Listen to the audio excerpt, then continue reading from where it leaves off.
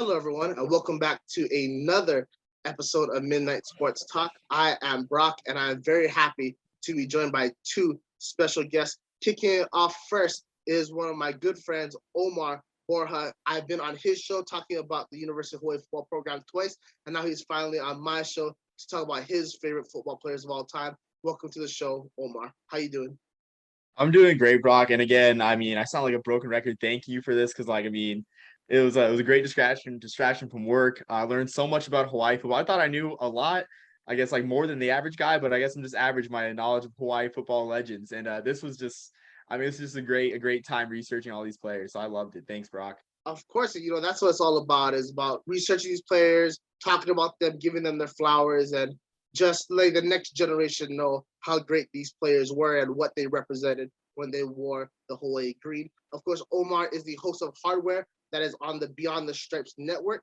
He's also a writer for the Forgotten Five at USFL Newsroom. So if you're ever trying to catch up on the USFL, want to hear some really good opinions, Omar is your guy. Our next guest is arguably the biggest guest to ever be on Midnight Sports Talk. He is a world famous coach. His career spans both the collegiate ranks, so other professional leagues in America, and of course, the CFL. He was the head coach of the Winnipeg Blue Bombers for 2 years. He has a 30-year coaching career, but for Hawaii fans, he's most notably the defensive line coach in the 2005-2007 seasons in which UH won the WAC outright, the 2006 Hawaii Bowl, and won a berth to the Sugar Bowl. He was ranked as the top 20 for Rivals.com's best collegiate recruiters, only guy outside the BCS conferences to be on that list. Obviously, his time in Hawaii led him to go to SMU with June Jones, ended up with Hamilton Tiger Cats with June Jones, and then after head coach Orlando Stonebritter, and then he coached in multiple Grey Cups as well. Welcome to the show, Coach Jeff Reinebold. How you doing? I'm doing great, my brother. Good to see you holding it down in the Ninth Island. Thank you so much. And of course, you're holding it down in the Big Island. That's the place you've made your home after your long coaching career, but you're not done with football. You host Coffee with Coach Reinebold that comes out every week. How you been doing, Coach? Been doing good, man. It's been fun. Gonna take a fall off, and right now concentrating on my broadcasting stuff. I go and do NFL games for Sky Sports in London, England, and then we host a podcast which you're going to be on very soon, and called Coffee with Coach, and it's an opportunity to talk football with the fans all around the world. We get callers from anywhere from Hawaii to Russia. It's been a blast, and it's fun every week to connect with coaches and connect with players and ex-players that you've had and fans of the game, because this used to be America's game. Now, man, it's the world's game now. Yes, that is the truth. But though it is America's game, football has a true stronghold in the islands.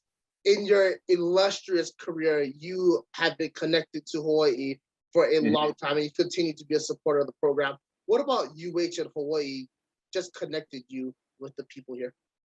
Well, the first thing was when you coach your first Polynesian player, it's different. I mean, it is different. And, I can remember just saying, these guys are special. These guys are built for this game. And it's funny, Jesse Sapolo and I have had this conversation numerous times about the way Polynesian kids are raised, in the culture of respect that they're raised, in a culture where they're encouraged to dance and move and all of those things.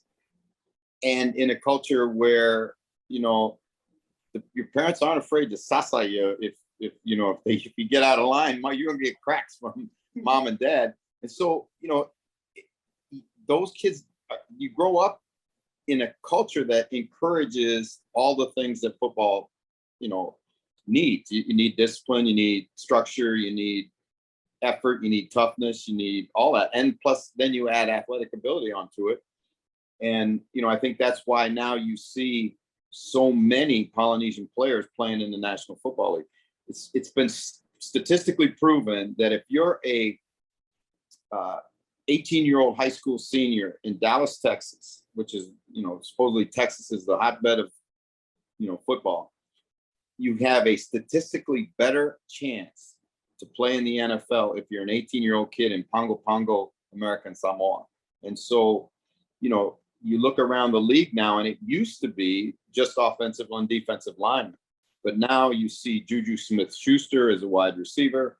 Obviously, Tua is slinging it around all over the yard. Marcus Mariota is playing quarterback. They're great Polynesian players at almost every position on the football field. And so, that's how I started to gravitate towards the University of Hawaii. We recruited a number of players, a number of guys that are on this list were guys that I've had the opportunity to coach and play, and then always knew that I wanted to come and coach at UH. And when I was working for the National Football League, I was working in the London office of the NFL, and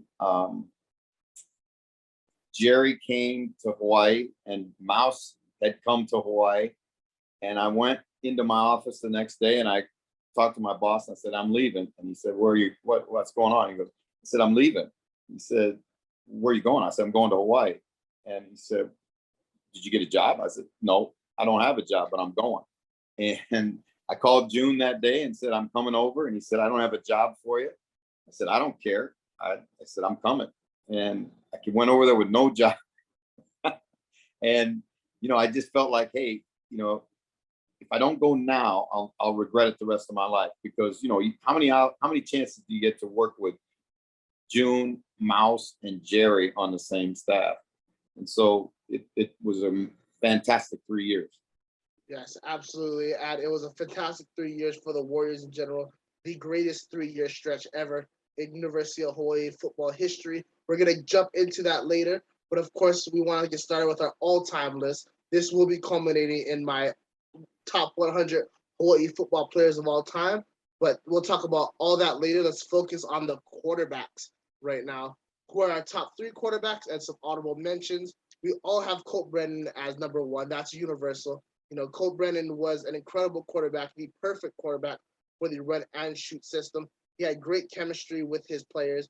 And one of the standout moments for me, I want you, if you don't mind talking about that more, Coach, he learned Samoan to speak with his offensive linemen on the football field. What did it mean to them, and what did it mean for the team, for Colt to embrace the culture like that? Well, Colt was so unique in so many ways. And one of the ways that he was truly unique was, here's a Southern California Howley kid, right, who comes from money. He's all of the things that you would think that the Polynesian kids would push back against. But he was so humble, and he immersed himself in the culture. And, a lot of the kids would take Samoan as one of their language electives at the university. And Colt got into the class and took the class, and then figured out that, hey, I can use Samoan as basically our code to change plays at the line of scrimmage and call plays, check protections, and all of that. He'd do it all in Samoan, because most of the time there weren't any other Samoan guys on the other side of the field, and it worked out extremely well. And when he did it, you got to understand now, he was playing with some veteran guys. Derek Favi was the center. Sampson was playing guard at the time. Those guys had been around, and here comes this young California kid, and he's going to play quarterback and be the face of the team. But he never got affected by that, and he always gave the praise to his teammates, especially to his offensive linemen. And I think they really appreciate it. That's why they played so hard for him. Yeah, absolutely. And one of the defining moments of his time wasn't what he did on the field. It was between the 06 and 07 season when he decided to come back at that very emotional press conference, and memory that will live on forever in Hawaii fans. I want to kick it to you, Omar. You have Timmy Chang and then Michael Carter for your number 2 and number 3. Great football players. Why did you pick those 2? So I picked Timmy Chang because we all know the stats. If Colt Brennan never came to Hawaii, we'd be singing the praises of Timmy Chang. It's kind of sad. It's kind of, maybe not sad, but it's kind of it's kind of a downer to think about. Timmy Chang, it's like the I guess it's like the Wally Pip effect, except he didn't get hurt. He just got superseded. But yeah, 17,000 yards. It wasn't four straight Hawaii Bowls, but it was like three straight. Yeah, 2002, 2003, 2004. Some electric performances in those bowl games, especially one of my favorite bowl games of all time, the 03 Hawaii Bowl with the brawl, the famous Christmas Day brawl. Talk about a loving holiday. But that's kind of why I put Timmy Chang there. The quintessential run and shoot quarterback too. And it's like, and for me, like his high number of interceptions, I think that's kind of cool, honestly. Like probably like one of the last of the true gunslingers, honestly. He just let it air out. Now, Michael Carter, me being an Army fan and an overall triple option fan, I love watching highlights of those early 90s Hawaii teams, especially with Paul Johnson's offensive coordinator. Looking at highlights of like the early, I guess the Garrett Gabriel years, you see a lot of like 3-man stacks. Like you see like facets of the triple option there, but like Gabriel, his strong suit wasn't really running the option. Still a great quarterback. Now Michael Carter, probably the Eric Crouch of the 8 Islands. Great option quarterback, and I listed all his accolades too. Just to read off for people like kind of being confused, like why isn't Bryant Moniz, who I liked a lot in college? I love Bryant Moniz in college. But you look at Michael Carter, 2,534 rushing yards at quarterback, 33 carries for 214 yards against Wyoming in 1991, a top 10 single game performance. First all time in rushing touchdowns, third all time in yards, 16 touchdowns in 1992, or the third all time in Hawaii history. And his 1,092 yards in 1992 is seventh. His 600-yard games in 1992 I think it's like third all time in program history. And I mentioned the year 1992 a lot because if Hawaii never goes to the Sugar Bowl in 2007, that's probably the greatest Hawaii team of all time. Like people, I mean, you think going to the Sugar Bowl was weird. I mean, at the time, like Hawaii, first going to a bowl in general was kind of weird, but going to the Holiday Bowl with all of its reputation, like due to BYU's success in the 80s and of course early 90s, Ty Detmer winning the Heisman, for them to go not only to San Diego in itself and then beat Illinois out of the Big Ten when Illinois was still pretty relevant. Huge accomplishment that I don't think we talk about enough. And that's going to be a recurring theme, that 92 Hawaii team. So, yeah, that's my rationale. Yes, very interesting that I also use a Nebraska quarterback in comparison to Michael Carter, but mine is Tommy Frazier instead of Eric Crouch. So very interesting you went in that direction. Definitely the 1992 team will be coming up multiple times. First ever conference championship, first ever bowl victory in the Division I FBS or whatever you want to call it, or Division I IA, I think it was at that time. Beat Illinois in San Diego fairly convincingly with dominant performance all around the field. And my favorite part about that game is that UH successfully pulled off the fumble Ruski play for a touchdown. However, at that time, in order to execute the fumble Ruski, you had to let the referee know that you were going to run it. They didn't, and thus they were penalized for it. A very odd time in collegiate football rules. I'm going to kick it back to you, Coach. You had both Colt and Timmy at 1 and 2. However, you went with the BYU killer, Garrett Gabriel, at number 3. Why was that? Well, because I think, and I hear what Omar's saying, and Michael Carter was electric, right? Michael Carter was a special guy. Michael Carter was a quarterback that could have played on any of those great Barry Switzer wishbone teams. He was a triple option magician. But I think when you look at a quarterback, and especially when we're talking about over eras and over time, I think if you had taken Garrett and put him in the run and shoot, he would have produced numbers in the run and shoot. And he produced numbers in Paul Johnson's, basically call it flex bone, ham bone, whatever you want to call it, spread. It was really a triple option offense that incorporated some run and shoot formations and passing.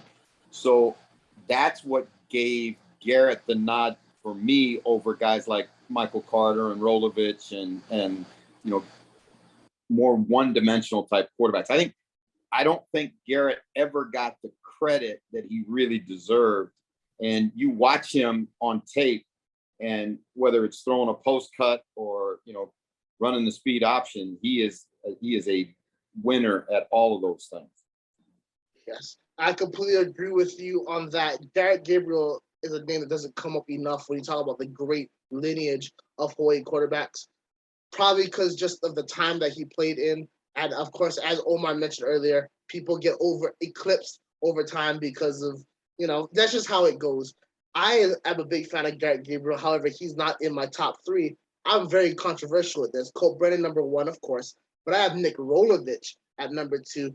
To me, Nick Rolovich's only issue was time. Had he played for more than just one season, he would have been the record holder instead of Timmy Chang. His performances against Fresno State and BYU are stuff of legends.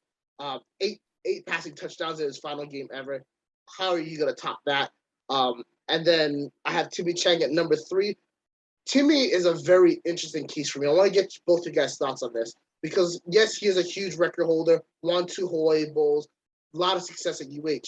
However, he did get benched on multiple occasions as well. Do you think that hurts Timmy Chang's legacy, or do you think that it really doesn't matter? I'm going to kick it off with you, Coach. Well, I think, first of all, when I think about what Timmy did, and you look at I think it was the 04 season. You go back, and I know they had Michigan State, Northwestern, and I believe there was one other Big Ten team that they had to beat down the stretch to go to that bowl game because they had actually gotten below 500, and they had to win, I think, 3 straight at the end against good competition to go to that bowl game, and he was able to pull that off.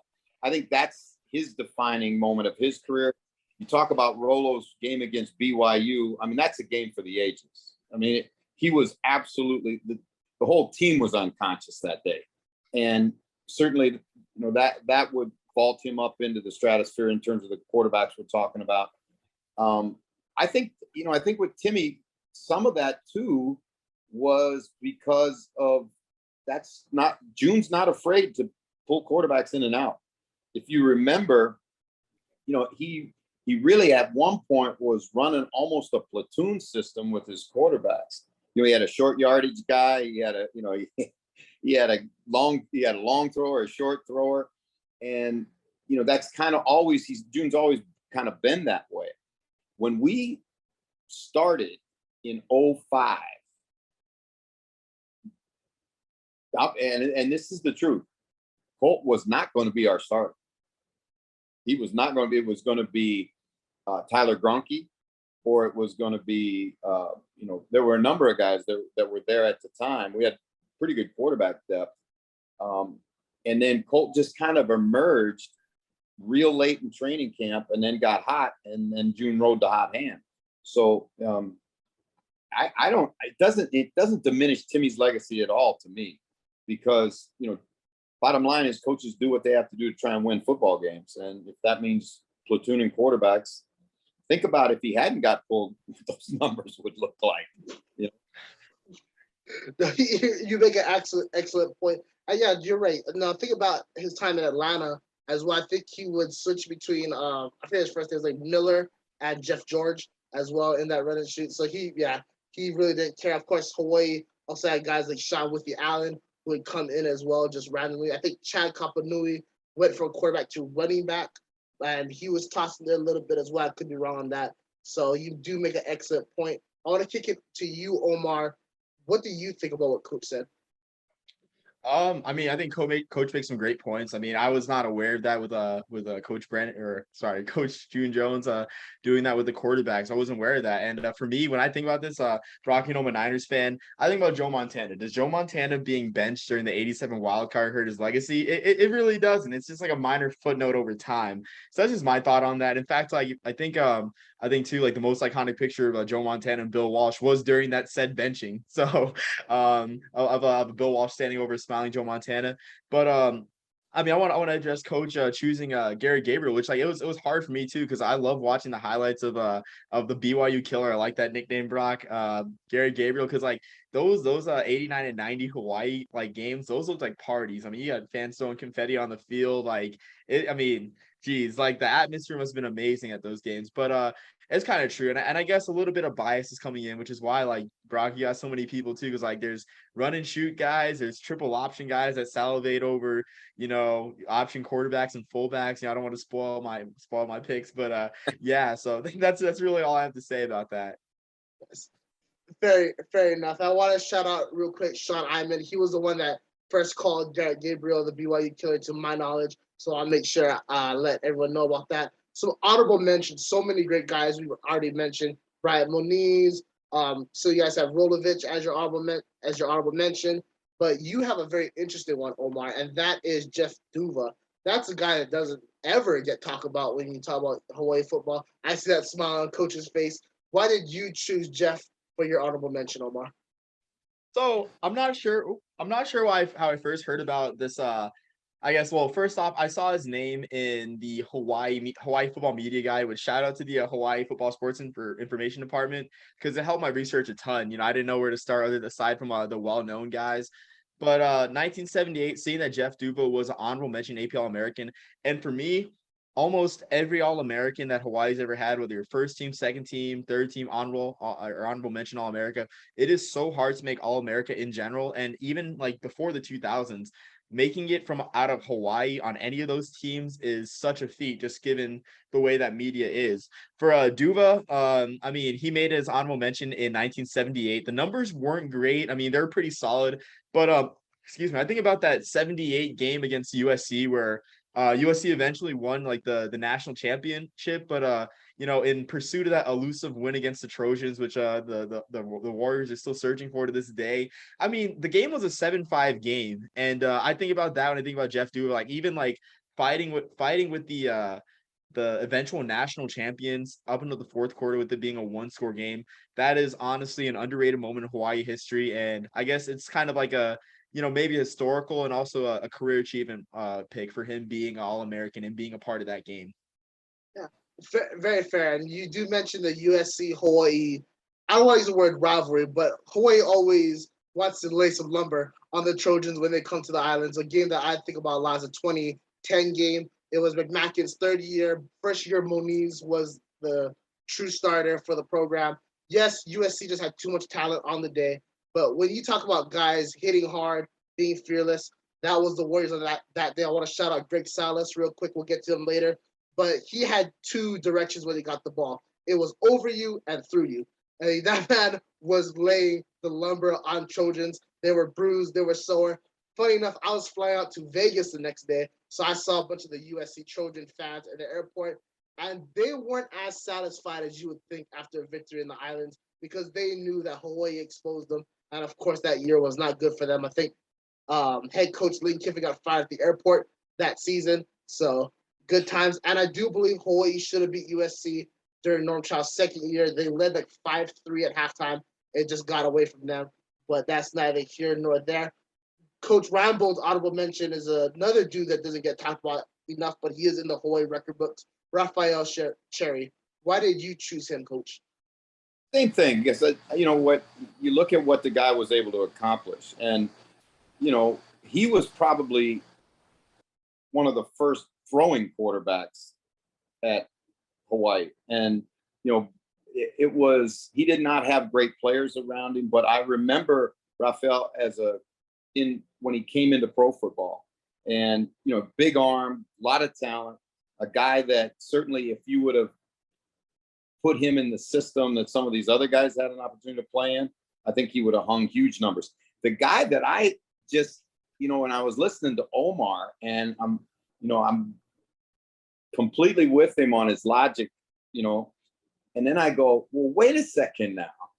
How can we not have Dan Robinson on this list? A guy who engineered the largest turnaround in college football history in one season. From 0-11, right? I mean, and there's a guy that you don't even talk about. Nobody talks about Dan Robinson.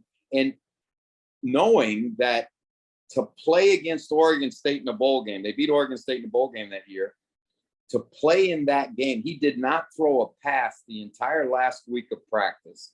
He had DMSO injections in his shoulder to go out and play and win a bowl game. So certainly Dan Robinson deserves, a tip of the cap from all the Hawaii fans for what he was able to do in that magical 1999 year. Yes, absolutely. Dan Robinson, I believe they went 0-12 just to make it even more worse for the Warriors under head coach Fred Von Oppen. Obviously, June Jones turned down the NFL to come back to a place where he went to college, the University of Hawaii. They went 9-4 that year, beat Oregon State, and when you put Robinson in the run and shoot system, he's another guy, if he just had a little bit more time, who knows what he could have accomplished. I want to bring up real quick before we move on, Brad Moniz will forever have a special place in my heart. And when you talk about dual threat, that was him. Legs, arm, and that 2010 team was so special. A recent guy I think doesn't get enough respect just because of the state of the program is Cole McDonald. His first ever start, I think he had over 530 overall yards. He was a guy that you could call dual threat as well. He won a Mountain West Division title. He won a Hawaii Bowl with 2 Hawaii Bowls. And during his time in Hawaii, he was the first quarterback since Moniz to have a double-digit win season. Just want to shout him out as well. Let's move on to the running backs. My list is going to be completely different from you guys because I'm biased, and I have Alex Green as my number 1. I'll never forget that 2010 season, especially his 300-something yard performance. I believe it was either against New Mexico State or Utah State, but one of those, he's a guy I just have a lot of love for. Gary Allen at number 2, and then, of course, the All-American Tommy K at number 3.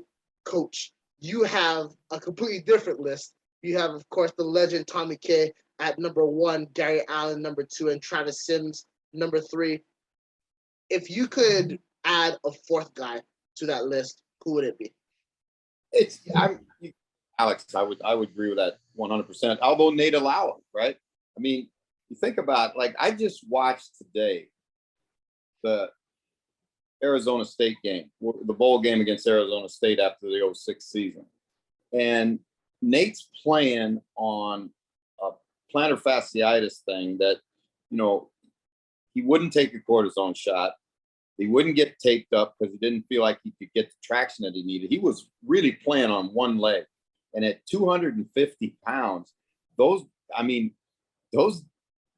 DBs from Arizona State were making business decisions 2 for 1 as soon as he broke free. And he led the entire nation in yards per carry that year, almost 8 yards a carry as a running back in the run and shoot. And crazily, you think about that team, fellas, and everybody talks about USC tailback you and all that nonsense. We had more running backs drafted that season than USC, than Penn State, than Michigan, than Notre Dame, than any of them. When Mauia and Nate Alawa, both 2 running backs in a 1-back offense, got drafted in the same year. I don't know if that's ever been done. Yeah, not that I know. And I want to emphasize that point. Not only 2 running backs in that offense, in a pass-heavy run and shoot offense. Those guys, you want to talk about do it all. Run, catch, block, and more than anybody, the run and shoot, there's no tight end. So you're only going to have 5 blockers. So essentially the running back needs to be strong as well and be able to take hits. Those 2 guys, yeah. And when you have the bowling ball coming at you, I would have been making business decisions to take the right shoulder, go for the knee. If I miss, well, good thing I got coverage behind me because that is not a matchup you want to face. I'm going to kick it to you, Omar. You also have Gary Allen, Travis Sims, and then, of course, the legend Tommy K, 1, 2, 3. Not much debate there. However, your honorable mention is Diosmy St. Just. Why did you choose him? So I want to make a quick note just on a couple of my guys. Like, I love Travis Sims' 92 team again, but triple option, 1,400 yards out of the fullback position, and the yards per carry, like as at fullback, like 6 yards per carry at fullback is not easy to do with it being such a volume position. But Travis Sims did it, and I mean, I love him for that. And then also too, I'm a huge Grantland Rice fan. I mean, I graduated with a history degree. I love the humanities, love literature, and Grantland Rice, nicknamed Tommy K, Grass Shack, for whatever reason, I wasn't able to find the newspaper article where he crowned that. But if you're talking, for those of you that don't know, Grantland Rice, probably one of the most famous sports writers of the 20th century as a whole. The 4 Horsemen of Notre Dame, that was his creation pretty much. Something he wrote in national newspapers. I think it was the New York Times.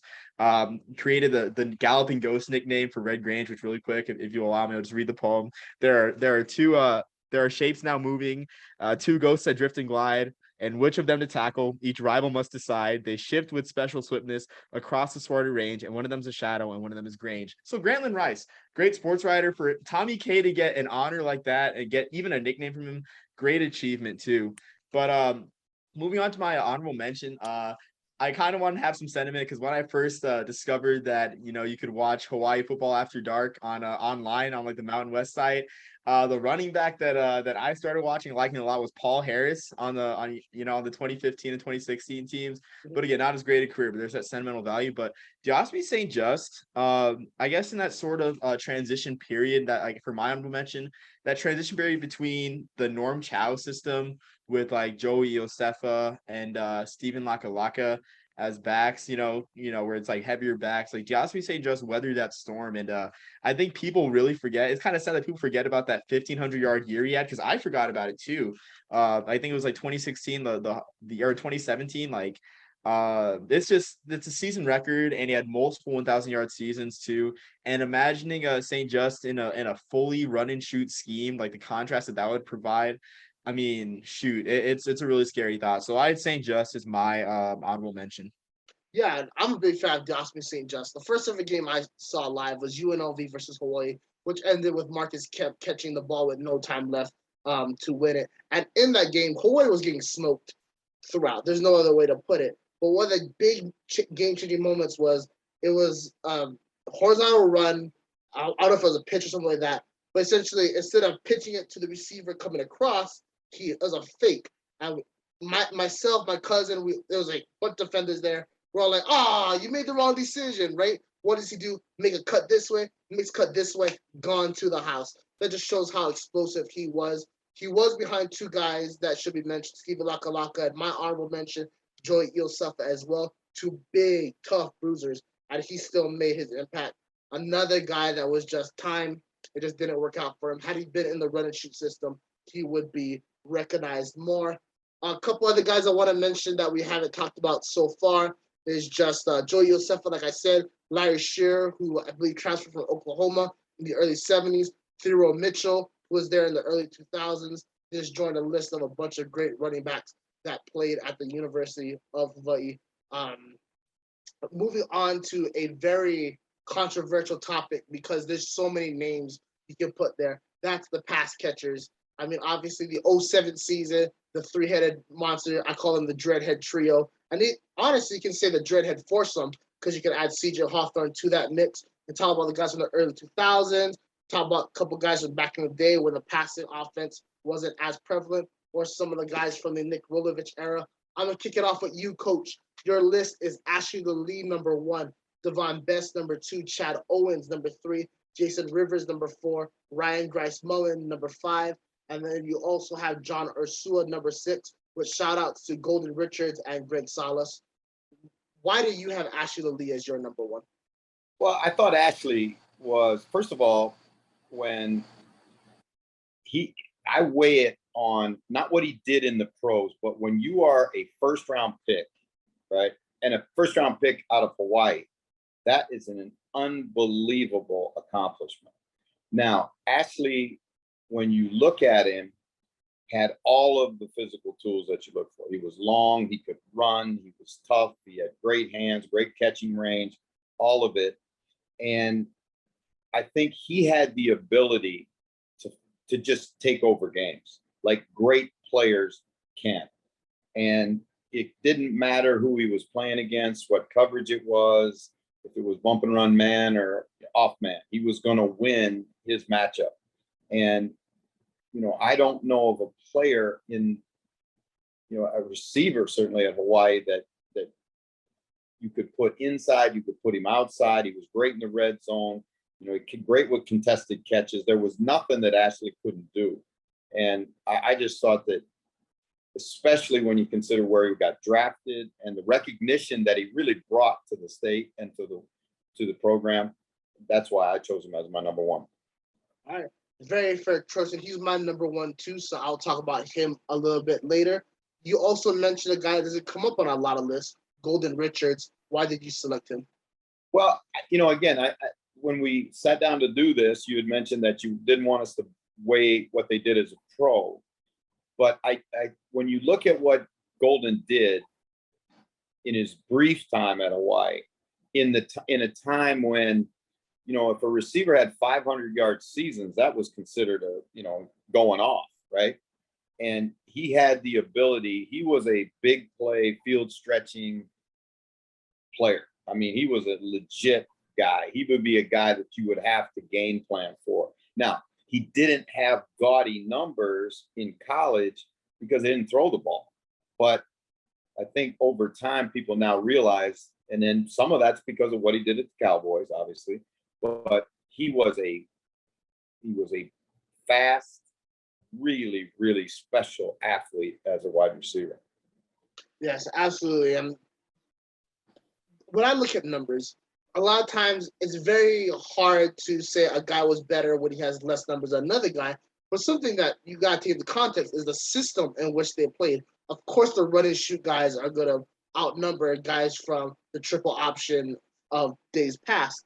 And when you talk about a physical athlete, Golden Richards is definitely up there. And when you talk about physicality, that's the reason why I'm actually on there as well. You're right. There is nothing that he couldn't do.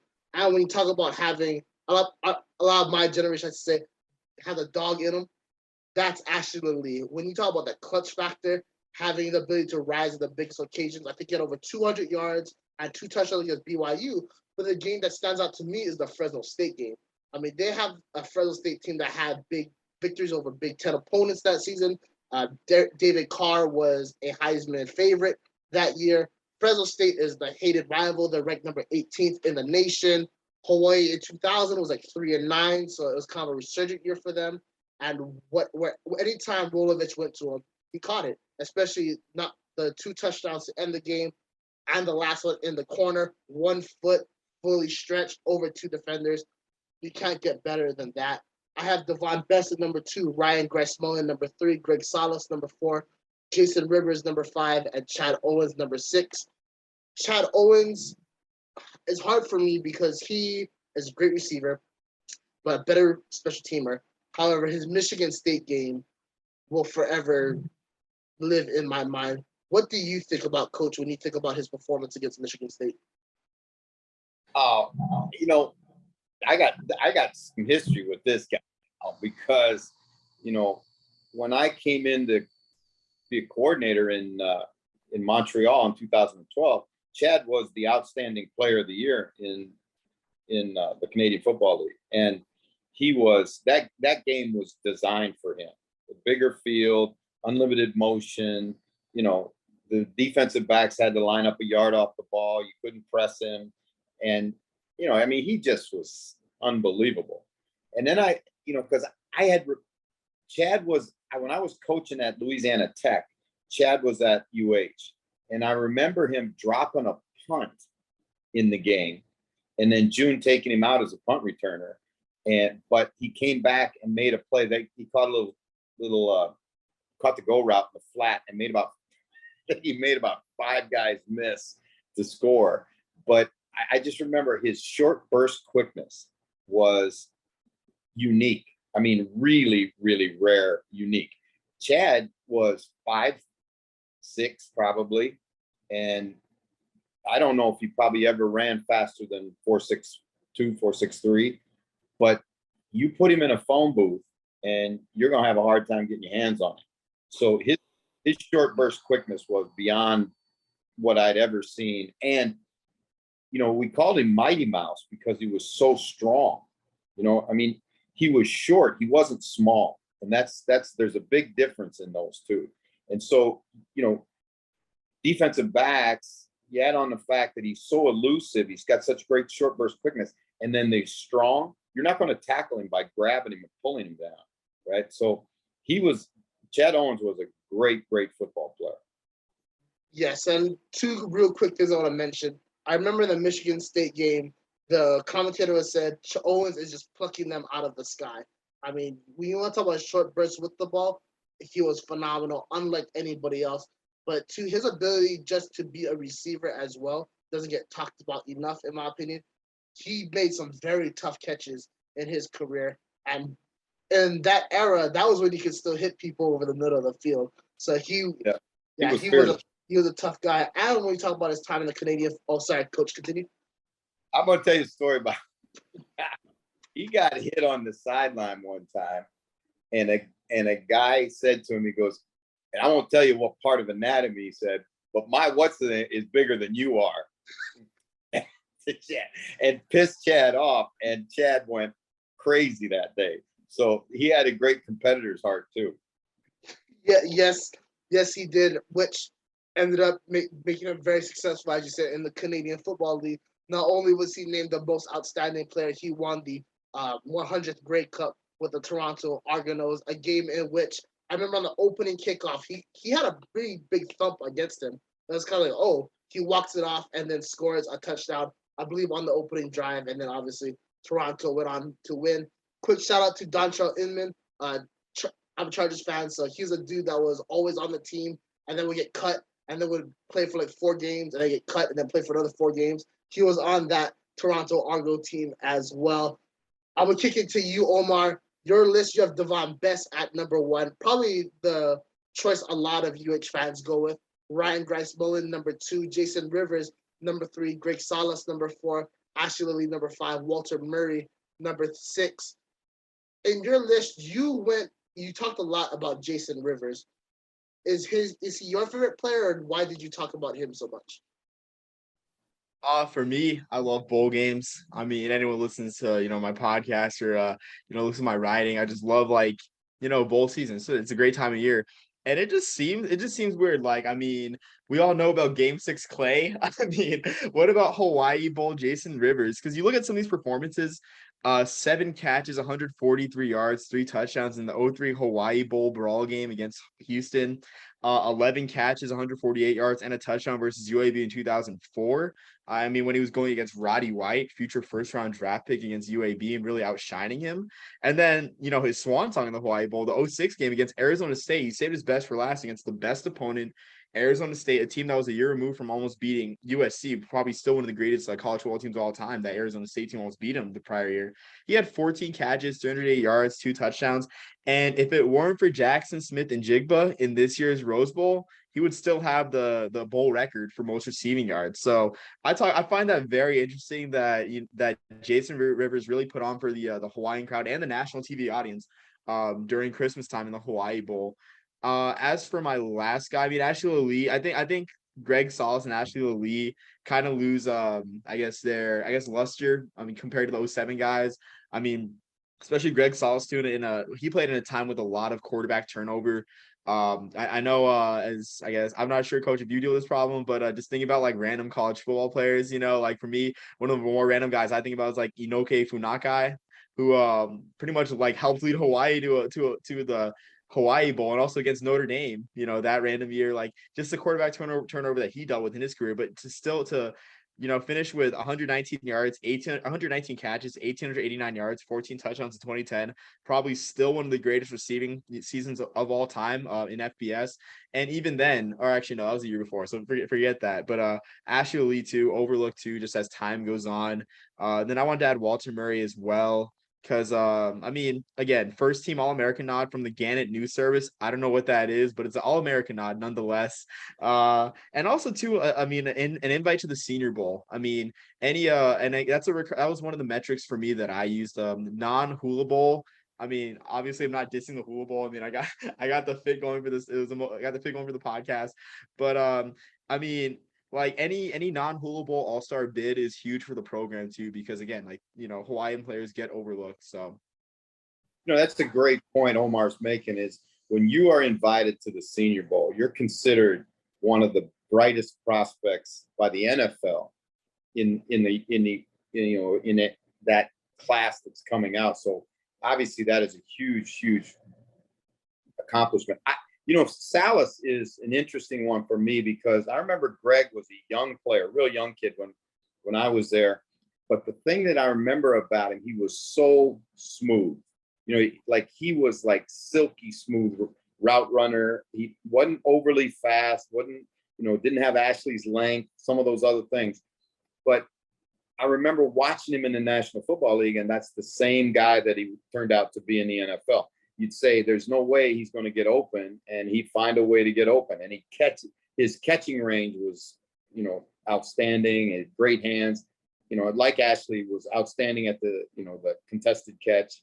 But those two guys certainly would, there's no reason why they couldn't. You could put them at number 1 or number 5. It's that group of receivers is lights out. Absolutely. And Greg Salas, Omar brought up a good point that the '07 guys kind of overshadowed Salas's career, but he still is UH's all-time leader in career reception yards. And not only was he silky smooth, he was a hammer as well. I remember during the 2010 season, Nick Rolovich would run a lot of bubble screens or a lot of I can't forget, just wide receiver screens in general. And there's a specific play. I'm not sure if it came off a screen, but it's against Fresno State in Fresno, where the DB tried to hit him out of bounds, and he absolutely conked him, just ran him over. One of those hits that make you go, oh, and then, oh no, somebody get the stretcher. I mean, that's the type of guy that he was. And I'm really happy to see a lot of these guys still have great relationships with the university he took there. I know Greg I know he's not in the coaching staff, but he does have an affiliated role within the school as well. When it goes to Jason Rivers, you brought up a good point, Omar, how Hawaii Bowl, he showed out. And I want to mention the '03 Hawaii Bowl real quick, just to show the craziness of that game. That was Hawaii versus Houston. Art Briles was on the Houston sideline. June Jones on Hawaii sideline. There was a bomb threat before that game, so that game had increased police presence, snipers on the rooftop areas of Aloha Stadium, which is good because of what happened after the game. A great back and forth game where Timmy Chan actually started on the bench, had to come in due to injury and absolutely balled out. And then with, I think, a minute to go, Hawaii misses like a 23-yard field goal to ice it. So they're only up 7. I think his name was Jackie Battle. He took a ball like 80 yards to the end zone, triple overtime game. Kevin Cobb, right, Eagles legend. He was a quarterback for Houston. Hawaii makes the great big defensive stop. And then a massive brawl occurs after the game. Great thing, the extra police was there so they could break it up. And then Neil Everett had the quote of a lifetime. The luau is canceled. All right.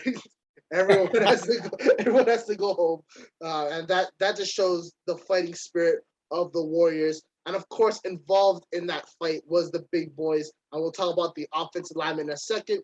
Real quick, honorable mentions to guys like Cedric Bird, JoJo Ward, Jared Smart, Calvin Turner Jr., Kealoha Polaris, Justin Colbert, your guys is Walter Murray, John Ursua, and so much more. Great Hawaii wide receivers. Never thought I would hear Inoke Funaki on this list. Thank you for mentioning his name.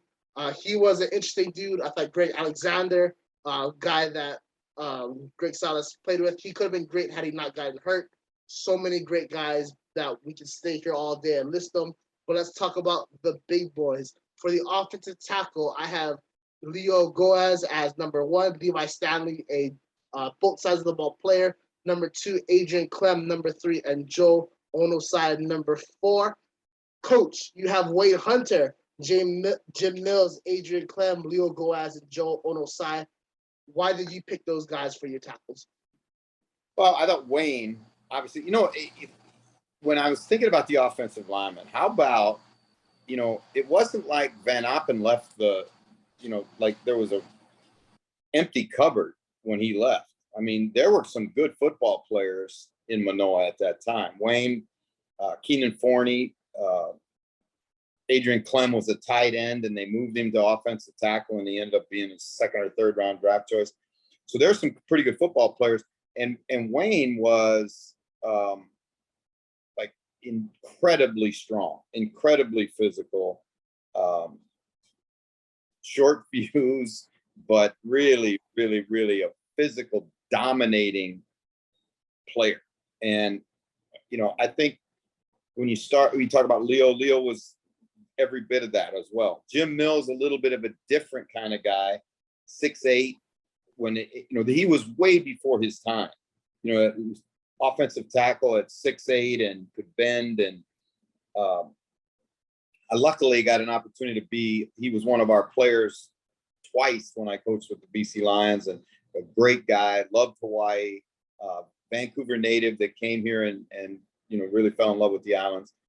But went to the Colts, and had he not gotten hurt, I think he would have had a great NFL career. But Jim Mills, if he was coming out of college today with that skill set and his dimensions and all that, probably would be a first-day NFL draft choice. Absolutely. The game has definitely evolved. And the big guys, especially guys like I mentioned Trent Brown, guys of that size who can bend and do all those different types of things. When you talk about money, they make the big dollars. Because I remember when I'm a Chargers fan, so there was a guy by the name of King Dunlap, and he was just big. Could he bend? No. Could he get into a proper stance? Also no. And that's the reason why he never got the big checks. But you have guys like I said, Trent Brown. You can even add Orlando Brown Jr., even though he's not that size. His father, Orlando Brown, was one of those first dudes that Bill Belichick talks about him in high regard because of that. Who knows what could have been had injuries not affected Mr. Mills. Let me kick it to you, Omar. You had a different list. You had Tala, Acera, Scott Hadenberg, John Weber, La Pepa, Letui. Letui was a big boy. A memory just came back to me. And then, of course, Adrian Clem at the end. How did you go about selecting your list? Yeah, so for a lineman, for me, I mean, I'm big on all-star games and the utility of all-star games, being a huge fan of the history of college football and how important those games were, as well as like honorable, I guess, yeah, all-America selections, excuse me. There weren't many of either in terms of tackles, sadly. So I kind of found myself like, scrounging around for players to add to this. So in terms of, I mean, Clem hearing those stories, really refreshing me on the 99 team that went to the Wahoo Bowl. Definitely a plus for him. Tala Isera going for first team all WAC in 2006. 2006 team arguably had a better offense than the '07 team if you look at the numbers too. And something to consider too. East West Shrine Game participant, my favorite All-Star game too for the most history. And that's really all I got in terms of all the other stuff. Guys with great accolades too. I'm not sure if it's this position. Yeah, no. So I mean, that's really all I got. Like, I thought it was interesting too. John Weber, first team All Coast. The fact that there was an All Coast team back in the day. I want to do more research on that. But yeah, just some quality guys too that don't really get much recognition. I mean, I think what I've noticed is, and I'm sure Coach can add more to this. I think the interior line is a way deeper position in the history of a Hawaii football than the tackle position. Yeah, I agree with that. There's no question about it. And same is true when you look at defensive linemen. I mean, we're going to get to that in a second, but these islands have produced a tremendous amount of good big players, and the inside offensive lineman. This is to me, this is more impressive than the wide receivers, more impressive even than the quarterbacks. When you start talking about this group of interior offensive linemen, they are outstanding. I couldn't agree with you more, Coach. But I want to bring up a point that Omar made, and that's something that you and I talked about during our phone calls, was that we both agree that the 2006 roster was significantly better, or I'll go and say significantly better than the 2007 roster. Of course, offensively, it's basically all the same guys with a couple added pieces. But to me, the big difference was the defense. Now, you were there during the 2006 season. Can you just talk about the difference between the rosters between 06 and 07? Well, first of all, you look at if you start up front and you look at Mel Purcell was drafted by the Browns, I think in the 5th or 6th. Akaika Lama Francis is drafted by the Lions in the 2nd, right? David Baikuni, who played on that team, was a rotational pass rusher for us, who was drafted by the Browns in the 2nd round, right? So those three guys, and then you factor in Mike LaFaele, who was, I still say this, is the best nose tackle I ever coached. And, Keala Watson and Carl Noah and, I mean, it's just on and on and on. We had so much depth in that group. And then we had young linebackers, but they were extremely talented with Solomon and Adam Leonard. And, it was just all through that football team. We had recruited 2 junior college corners that came in and played for us and played extremely well. Junior college safety and Jake Potek that came. 3 kids out of Texas came and were instant starters at UH. And Leonard Peters he had a fantastic senior year. So that defense was good at all 3 levels. And Jerry Jerry, as the coordinator, really turned those guys loose. And, again, I'm watching, like I said, I go back and watch the tape now, and I see, Arizona State was a good football team, right? And Omar had, related to how they had almost beaten USC, one of the best teams ever assembled. And we beat them to death. We beat them like a bad habit in the bowl game. It was a physical beatdown. And, Hawaii, when you think about it, should never be able to do that to a Pac-10 school, right? Shouldn't be that way, right? They've got all the resources, all the money, all the recruiting, all of it. And we physically beat them down. And that, as good as the 07 team was, we found a way to beat Washington. It wasn't a beat down, right? We had beaten Purdue earlier in that 2006 season, and Purdue was an outstanding football team and had Corey Sheets playing running back and Cliff Averill playing, as the pass rusher on the other side of the. They had like 4 or 5 NFL guys. And we beat them, and it wasn't particularly close, right? Now, we stubbed our toe against Oregon State late in the year, which hurt us a little bit, and we played Alabama. So your losses are Alabama, a BCS team in Boise State, and Oregon State. So I still say that 06 team was better than the 07 team. Yeah, I have to concur with you on that. I just want to add something before we get back to the interior offensive lineman. Arizona State's head coach, I believe at the time, was Dirk Cutter, a guy that went on to become the Tampa Bay Buccaneers head coach. I had a very long coaching career, just to add to how impressive that was. I'm going to bring this up again when we talk about Leonard Peters. There's a play against Arizona State where he comes up on a blitz and absolutely wallops the quarterback. The football flies like 15 yards straight up in the air, and that's my favorite memory of Leonard Peters. Jumping back to the interior offensive lineman, Omar said it, he hit it around the head. Hawaii has a rich tradition of interior offensive linemen. Before we get started with our list, I just want to mention Hawaii boys that went to the NFL and played well in the interior O-line. Guys like Don Raiola, of course, I'm going to forget his name, Olin Kruitz, Tony Ufanoki. Sorry, who's that? Chris Naoli. Yep. Chris Naoli, who's a member of the Colorado National Championship team as well. And I would mention he played at Hawaii, played on defensive side, went to the NFL and absolutely dominated. That's Mark Tuine. Rest in peace. But he was an absolute monster for those Cowboys Super Bowl teams. For Hawaii, my list is very similar to Coach's list. So I was going to read it because it's basically the same. Jesse Sapolu at number 1 for the guards, followed by Samson Satele, Keenan Forney, John Estes, Vince Manuwai, and Hercules Satele. That is the list of us. Obviously, we have Manuwai a little bit higher. I want to mention Keith Asun. He played tackle, but he was a guy that you're very fond of, Coach. And can you talk a little bit about him? Well, Keith was a kid from Samoa, and he was just a shade over 6'2". And we had lost in 06, you're talking about the great 06 team. Well, Tala Acera, who made Omar's list of top tackles, was one of the tackles, and Dane Uparessa was the other tackle who also had an NFL opportunity. And those 2 big, long, prototypical tackles. Well, the next year, those guys are gone. And so we got to take Keith Asun, who really naturally would have been a better guard or center because he wasn't 6'5". He didn't have that length that you look for in a tackle. And he played tackle for us and played extremely well. He had unbelievable feet and balance.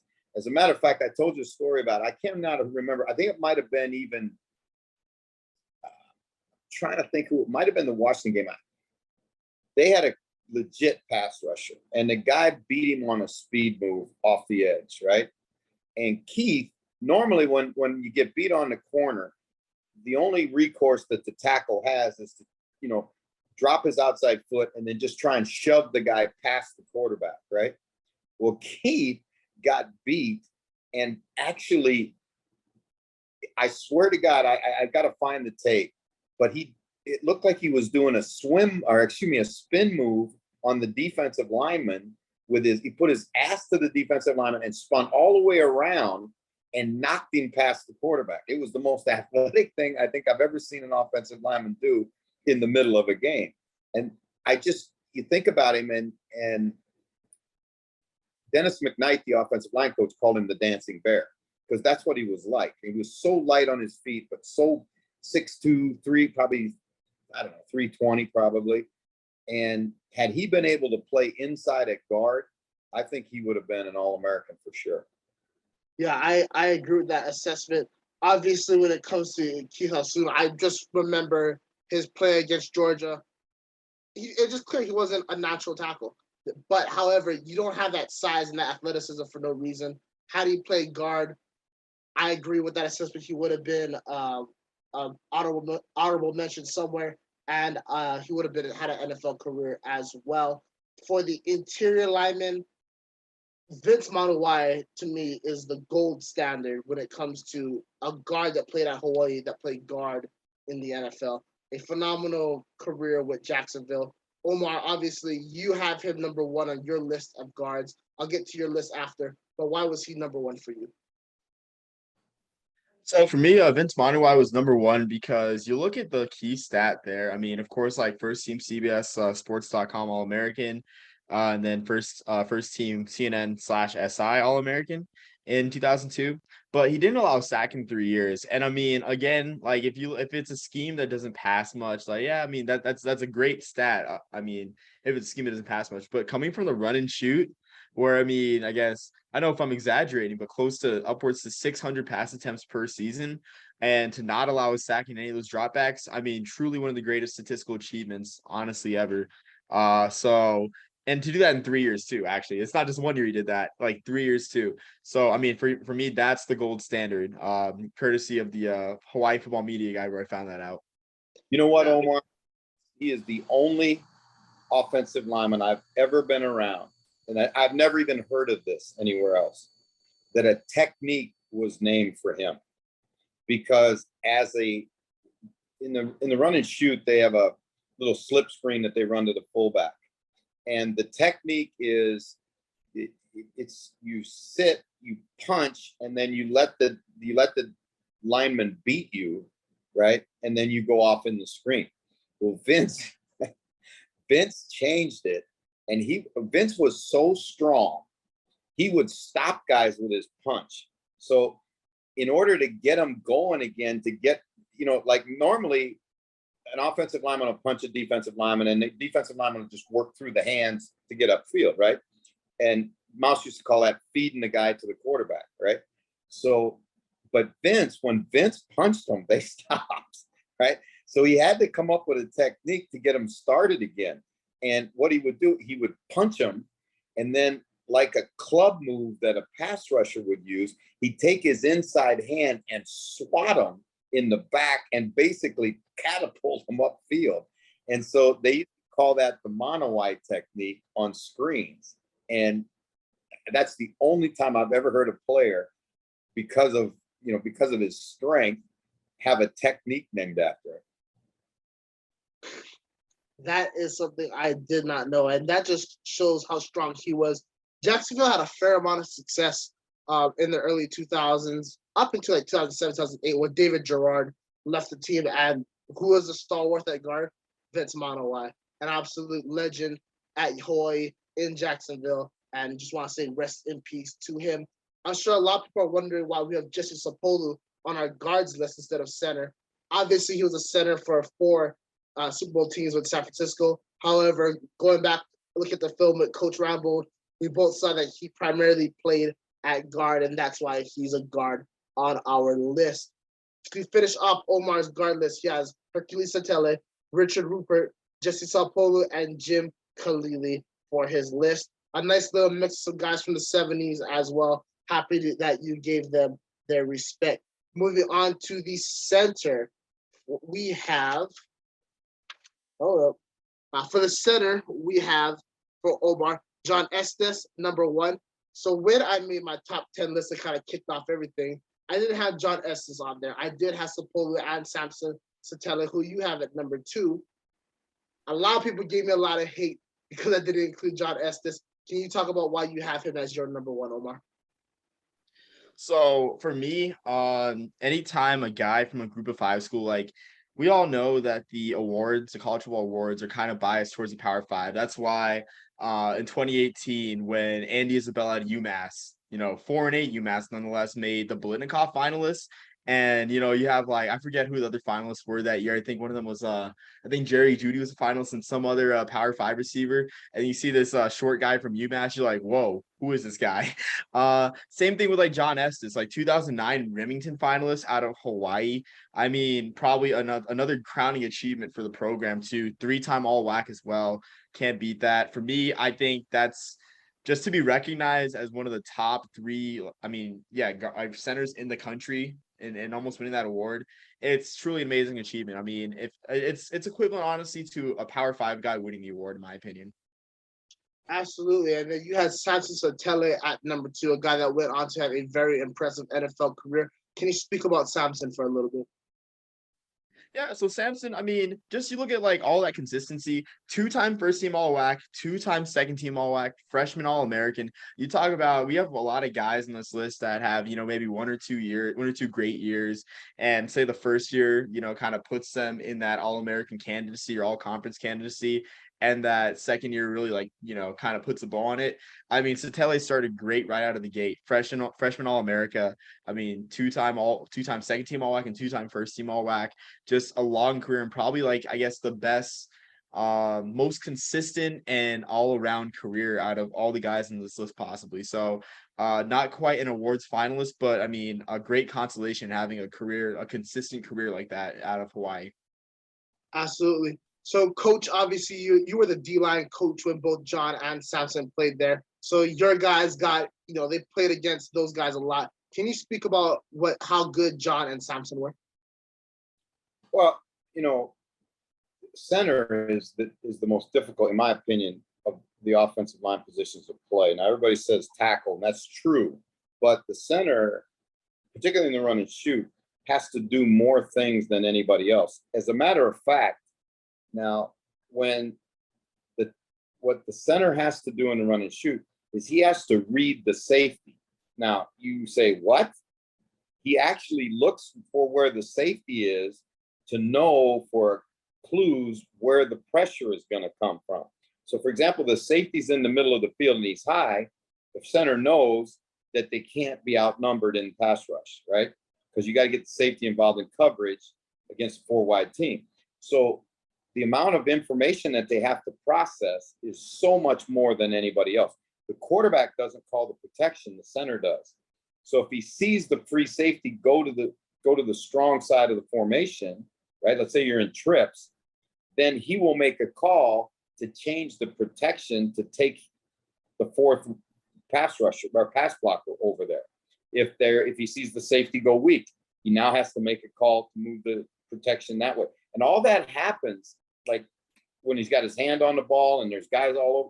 I mean, it is mentally a difficult position to play. And then you think about what he has to be able to do. He has to handle a guy right on top of him. So he has to have the strength to anchor. And Samson in particular had great strength. Estes wasn't as big, but he could sink his hips like Samson could and anchor against a big zero technique nose. And he also has to be able to get to the second level in a lot of the stuff that they do in the run game. And both of those guys were great athletes that way. So those 2 guys were every day. I mean, they made our defensive linemen better. And those battles that we used to have in pass rush drills were legendary. I mean, absolutely legendary. Yeah, I want to talk about that because I'm going to give you my next question. Obviously, a drill that every D-line, O-line runs is one-on-ones. You had 3 guys who went to the NFL, Purcell, Alama Francis, and Vaikune. And then obviously Estes, who is a 3-time All-WAC selection, and Samson Satele, and even Hercules as well, who are very excellent interior linemen.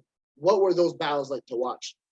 Oh, just incredible. I mean, you're talking about incredibly competitive athletes to start with, right? They all have a tremendous amount of pride. And you're in a one-on-one situation, which frankly, I remember Dennis McKnight hated that because it really wasn't what happens in a game. In a game, pass rush is 5 offensive linemen against 4 defensive linemen usually, and twists and all the other things. And there's help, and they know how to. So it's that drill is actually slanted for the defense. And, you got Mel, and then you got Ikaika, and then you got Vaikuni, and then you got Josh Leonard, who made it with the Houston Texans, and Carl Noah. And I mean, we had some cats now, I'm telling you. And so they would, I mean, it was a battle every day. And I remember June would always let fans come to practice. And there were a number of Hawaii fans, older guys, older cats that would bring their lawn chairs to the practice field every day. And you remember how it used to have that like little bank on it over by towards the dorms? Yeah. And sit there and they would watch the one-on-one pass rush drill. And I mean, it was a war. I wish I had an opportunity to witness that. I mean, obviously these guys are NFL grade athletes going against each other, rep after rep after rep. So I was just thinking about what a joy that was for you and obviously Coach McKnight to witness every day, especially with the personal relationships you had with those guys. Now, switching to the defensive side of the ball, a place that you know very well, we did have a list for interior defensive linemen, and then you kind of just went and started naming a bunch of names of great players. Some guys you coached even in NFL Europe, you mentioned. I'm going to start naming off some names. I just want you to talk about them and just talk about your time as a defensive coach in general. Guys like Isaac Sopoaga, then there's the older guys like Larry Cole, there's John Woodcock, Dana Derechko, Mel Purcell, Ikeka Lama Francis, Mike Lafalele, Junior Tagawai, Joel Saamalu. I know I mispronounced like 8 of those names, but what was it like to coach those guys, and both in Hawaii and then obviously in Europe as well? Man, I'm going to tell you something. It was the greatest joy I've ever had in coaching. I mean, when I was in NFL Europe in '95, I guess it was, we had our 4 down linemen were all UH kids. I had said, I want Seamalu, I want Junior Tangwai, I want Maafala, and they were such great kids, but they were so physically tough. I mean, and Junior Tangwa, and I told you this story, and it is a true story, and it was the scariest thing I've ever seen on a football field. He's with me in Las Vegas. And we're playing. We're in training camp, and he's trying to make the team, and he's playing nose tackle, and there's a play away, and he starts to chase it, and the center chases it, is chasing him, and then clips him in the back downfield. And Junior wouldn't say 5 words all practice, right? He was one of those kids, but the center found out that don't mistake his quietness for weakness, because he did it again the next play, and Junior turned around and shoved him in the chest, right? And turned and walked back to the defensive huddle. Well, the kid let Junior turn his back, and then he took 3 steps and hit him, suckered him right in the back of the helmet, right? Punched him in the back of the head. But Junior turns around and with one arm pins this guy on the ground. Now, this is a 300-pound offensive lineman. He's got him on the ground. He's got his hand on his chest, and he takes his right hand and he reaches and grabs the kid's face mask. And I swear to God, this is true. He ripped the guy's face mask right off his helmet. And he's standing there like you see in the paintings where somebody's got a head, they're holding the head. And I'm like, I thought to myself, that man is way strong. I mean, you can imagine that thing's got a football helmet has like 4 screws that hold the face mask in, right? And he reached down and snapped it off of this kid's face. And it was like, whoo. But those are the kind of kids that you got. I mean, and UH has had 1982, right? I go to the University of Montana, my first full-time coaching job, right? And Montana had played Hawaii the year before. Montana won the Big Sky Conference Championship and all that. They were a good football team. But I turned on the tape and I watched Al Noga take the center from Montana and shake him like a rag doll for 60 minutes. I mean, I swear to God, Noga's hands were so fast and he was so strong. He would get inside the kid's chest and the kid was like a bug. He was just, his arms and legs were flailing, and then Noga would find the ball and then just throw him away and go tackle the football. So there's a long tradition of incredibly strong guys. I put Dana Directo on that list because Dana Directo, I swear to God, had to have 25-inch biceps. He had the biggest arms I've ever seen.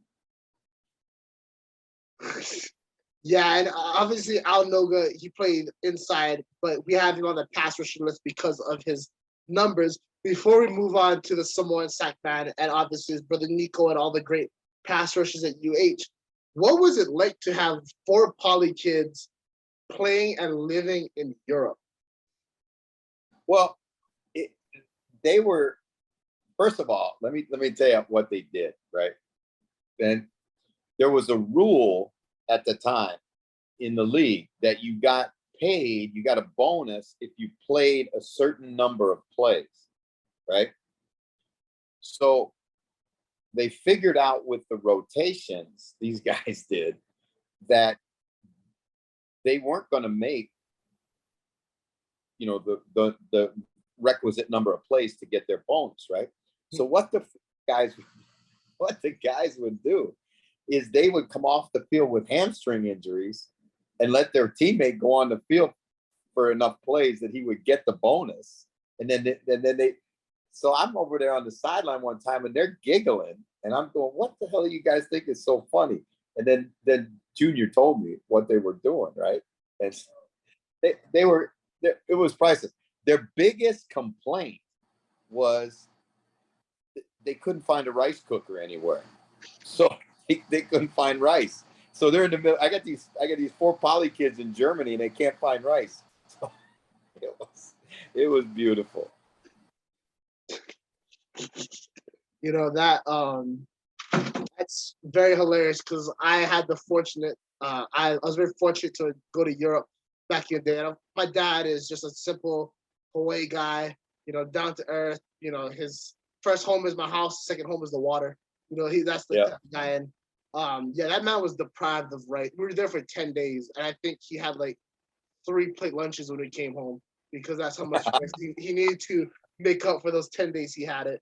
And not having ice in his drinks when we were in England, that was the culture shock for him. So I'm very surprised that, you know, all your players are so well adjusted considering this is back in the day as well. And, you know, those guys are real homegrown guys. Moving to Omar's list for your interior linemen, you have Al Noga, obviously, but we'll add him to the pass rushers. Nico Noga, we'll add him to the pass rushers as well. You also have Tom Tuine, Cliff LeBoy, and John Woodcock. Bunch of great players. Woodcock that you have on here was invited to the Coaches All-America game. There was an honorable mention for the AP All-American. Same thing for Cliff LeBoy and Tom Tuine. Great players. Moving to the pass rushers, obviously Al Noga, I think, is number 1 for all of us, unless there's any disagreement for you guys, or is Al Noga like the best guy to get to? The Wisconsin game is always the one that lives in my heart. When you talk about having to make a play to ice a game, that's him. Oh, and obviously Isaac Sopo, I'll go for the interior lineman as well. But Al Noga, and then obviously the all-time sacks leader, Mark Odom, he's on there as well. Nico Noga, Travis LeBoy, David Vaikune, Coach, I'm going to kick it back to you. You coach David Vicuna. Can you talk a little bit about him? He was really a unique kid. You know, he had gone to Colorado out of high school, and then he bounced back to us, and was really, as a defensive lineman, was kind of a tweener, because David was probably 6'3" and maybe 255, 265. So he was more of an end than a tackle, but he could go inside in pass rush situations, and you could get him matched up against a guard, and he caused a lot of problems for a guard because of his quickness. You know, so he had that rare ability to play inside and outside. And then what I think was maybe unfortunate for David was he was such a good athlete. He went to the combine and he ran a like 4.6 time, I think it was. And at that time, Eric Mangini was the head coach at Cleveland, and they had Teddy Bruschi at New England, and Teddy had played in the Desert Swarm for Rich Ellerson at Arizona, and then they moved him and made him a middle linebacker with the Patriots. So David runs that fantastic 40 time, and Mangini says, okay, I'm going to draft him and we're going to make him our middle linebacker. So they took him in the second round and stood him up and tried to play him as an inside linebacker. And he couldn't make the transition. I mean, he was adequate at it, but I always thought that if somebody would have really turned him loose and let him be a pass rusher, that he would have had a really good career. He's probably played, if David was coming out now, when you look at the edge rushers that are out now, you take a guy like Karlaftis Kansas City took in the first round. That's David Vicuna. Great motor, 265 pounds, not a typical 300-pound defensive end, but could play on 2 feet off the edge or could play with his hand down off the edge, and could give you some drop ability. But to try and take him and move him into middle linebacker was just asking the kid to do something that he hadn't done in his whole life. And that I think he had a 4 or 5 year NFL career, but he never really played, I think, as well as he could have.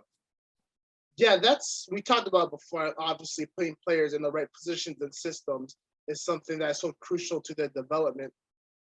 Thinking back, I'm looking at David Vicuna's career. I don't see how he could have ever made that transition personally, but perhaps that's the reason why Eric Mangini didn't have great success as a head coach with the Jets or with the Browns. Another guy that was drafted in the second round, you mentioned the Detroit Lions that you coach, Ike Lama Francis. Can you just talk about what it was like to coach him and what you saw in him?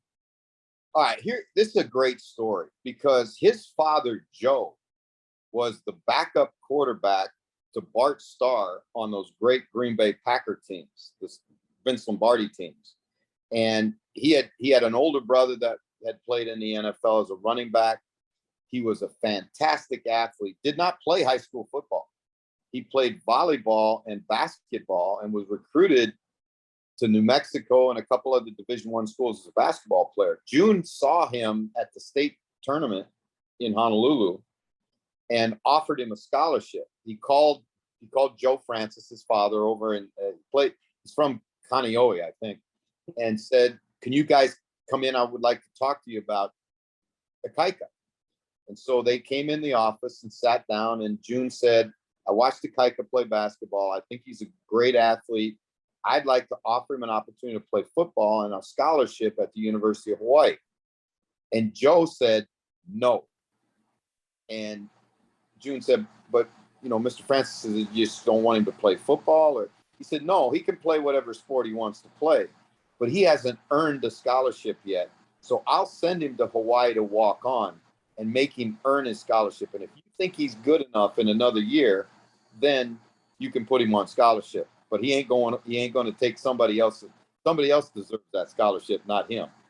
And so that's how we got Akaika. And then my first year there was his first year starting. And, here again was a guy that just was a freakish athlete. I mean, a freakish athlete. Had to learn how to be a defensive lineman.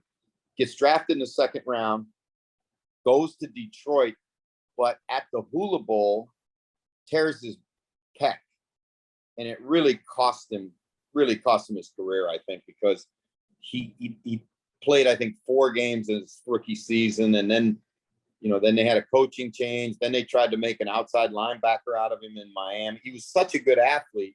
The coaches, instead of just giving him position, letting him play, they kept moving him all over the place, and he never really found a home. And I want to ask you a question following that, because we're seeing kind of that right now with Michael Parsons in the NFL, whereas there's a lot of debate whether to have him be a primary edge rusher, keep him at a linebacker, have him be that hybrid.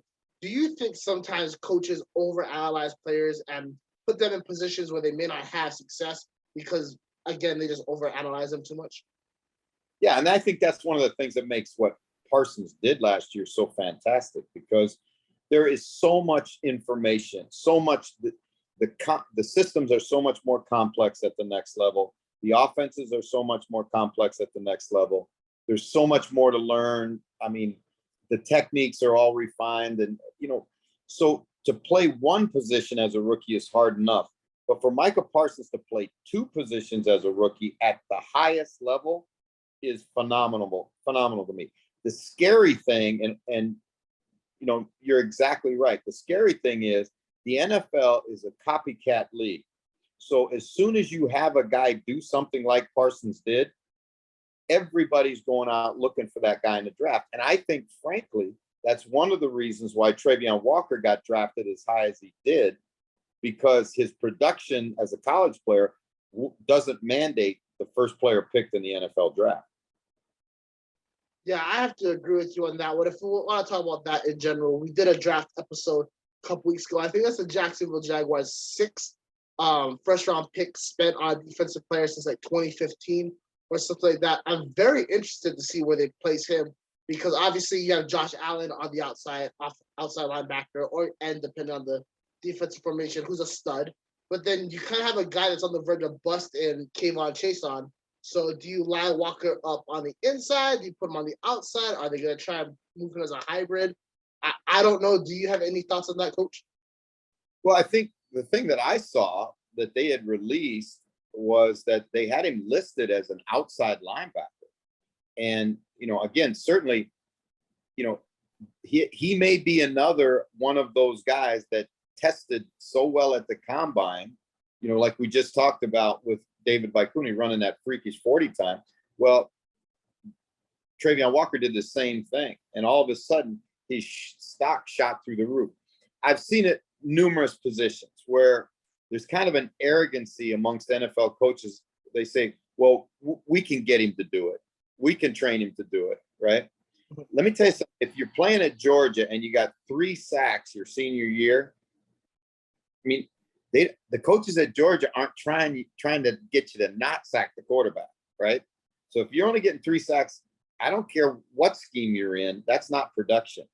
And, we say it all the time, but sometimes the pro scouts forget about it. It's a production-oriented business. And, if you don't produce, they find another one. Ain't that the truth? And just to add to your point about his testing, a lot of people had Aiden Hutchinson as the number 1 overall selection until Trayvon Walker's testing numbers came out, and then that's when the switch was made. Omar, we all have very similar lists when it comes to our pass rushers, but Omar has an inclusion that is not on either mine's or coach's list, and that's Henry Kahuanui, a player from the end of the 40s. Why did you include him on your list, Omar? So same reason as Tommy K, trailblazer for the Hawaii program, UPI, United Press International honorable mention defensive end in 1949. In a time like that, when of course there's no national TV contract in college football, the UPI is still a major national title selector at that time.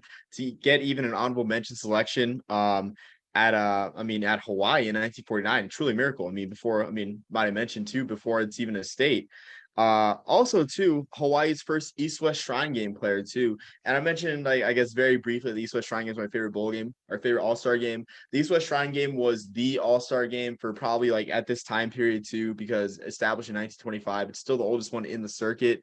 And again, I always like to set the stage with Jackson on our podcast when it comes to, or I guess like whether it's on the podcast or just when we're talking about our favorite All-Star games. He likes the Senior Bowl a lot. I like the Shrine Game a lot. I also call the Shrine Game even after it's called the Bowl. But yeah, with the Shrine Game, the thing was, it's like back in this day, you're talking about all the players that you hear about on on the radio and everything, and again, this is in a time where guys are playing both ways. There's not many slots to go around.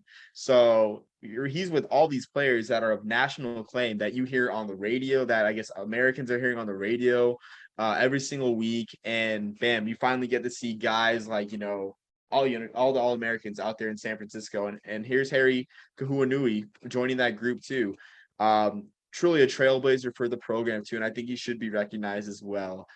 So yeah, that's why I had him on this list.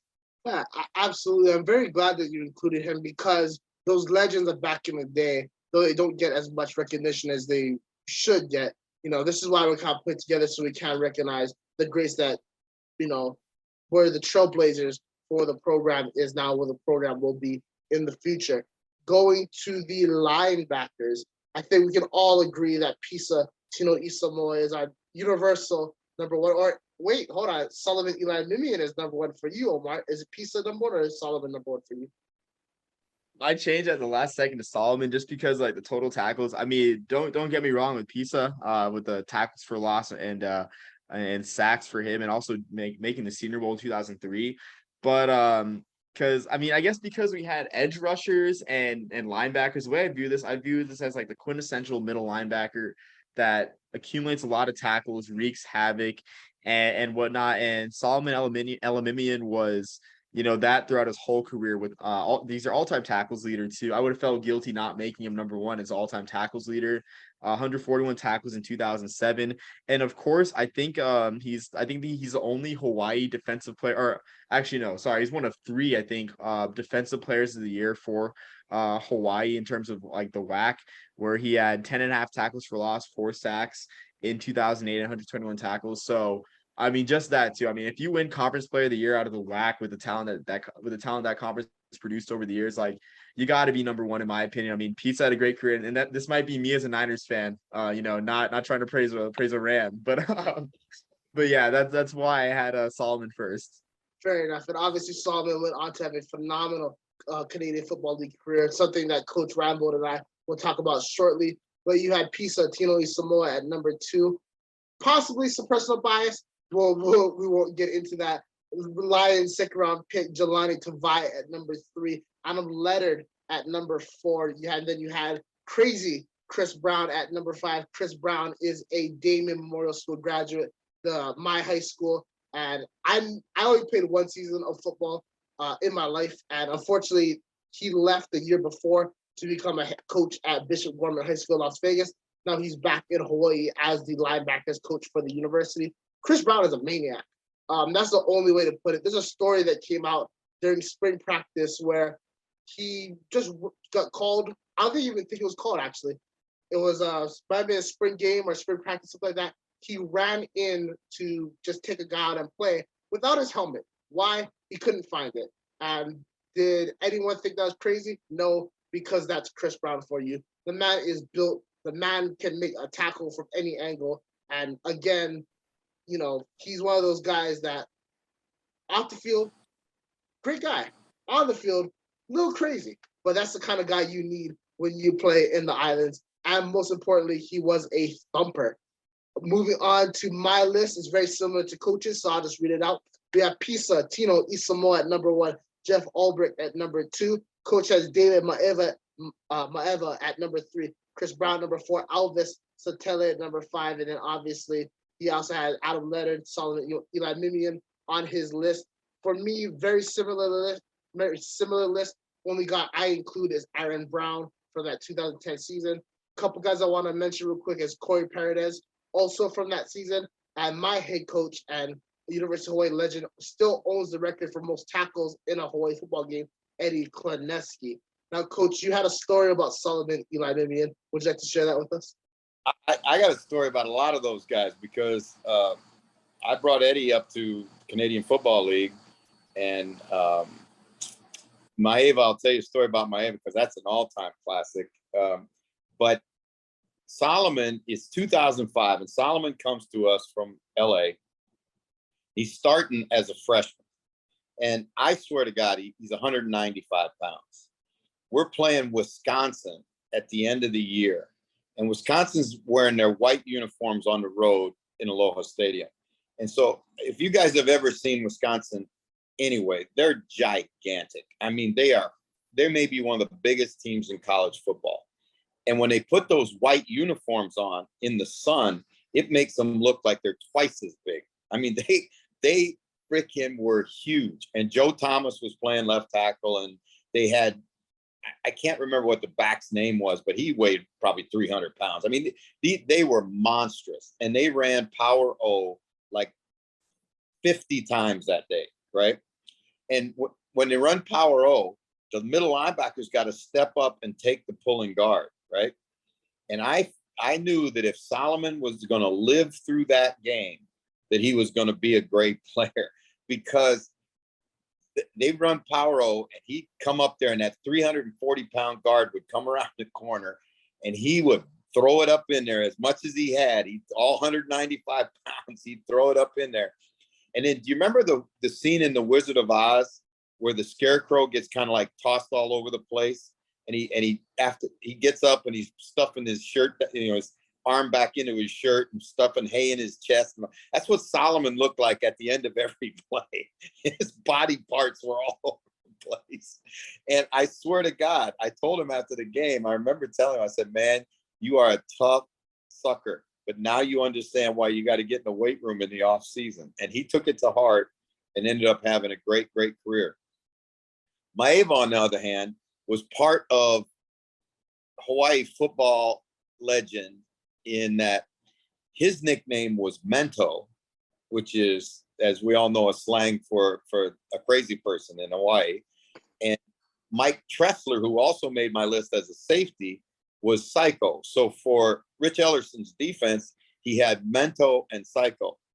So they're playing BYU, and it's the year they beat Detmer when he was a Heisman Trophy winner, right? So it's the last game of the year. Hawaii's not going anywhere. BYU's ranked in the top, I think, 4th, I think. And back in those days, Hawaii used to take a school bus to the stadium to play out in Halava. Well, BYU's in town, and BYU's got everything. They got all the money, all this, right? And they're the 4th ranked team, and they got the pretty Heisman Trophy winning quarterback and all that stuff. Well, Hawaii's school bus is on the way to Halava, and all of a sudden they notice that the Roberts transport bus, those transport buses that everybody knows in Hawaii, they look, and it's coming up behind them, and it says BYU football in the little thing in the window up front, right? So our guys figure out that that's BYU's team bus, right? So Maeva stands up in the back of the bus, and he moons the BYU team bus on the way to the stadium. And then they went out and proceeded to just drill BYU, and one of the greatest wins in Hawaii history. Yes, that's the second time I'm hearing that story, and it doesn't get any less funny. Yeah, but that's sometimes you have nothing to say on something, and that's all I'm gonna leave it when it comes to David. That one is. There are a couple stories I can tell you off record about David, but you're talking about Chris Brown and Omar. I coached Chris in the East-West Shrine game, and again, so much of playing at the next level is timing, right?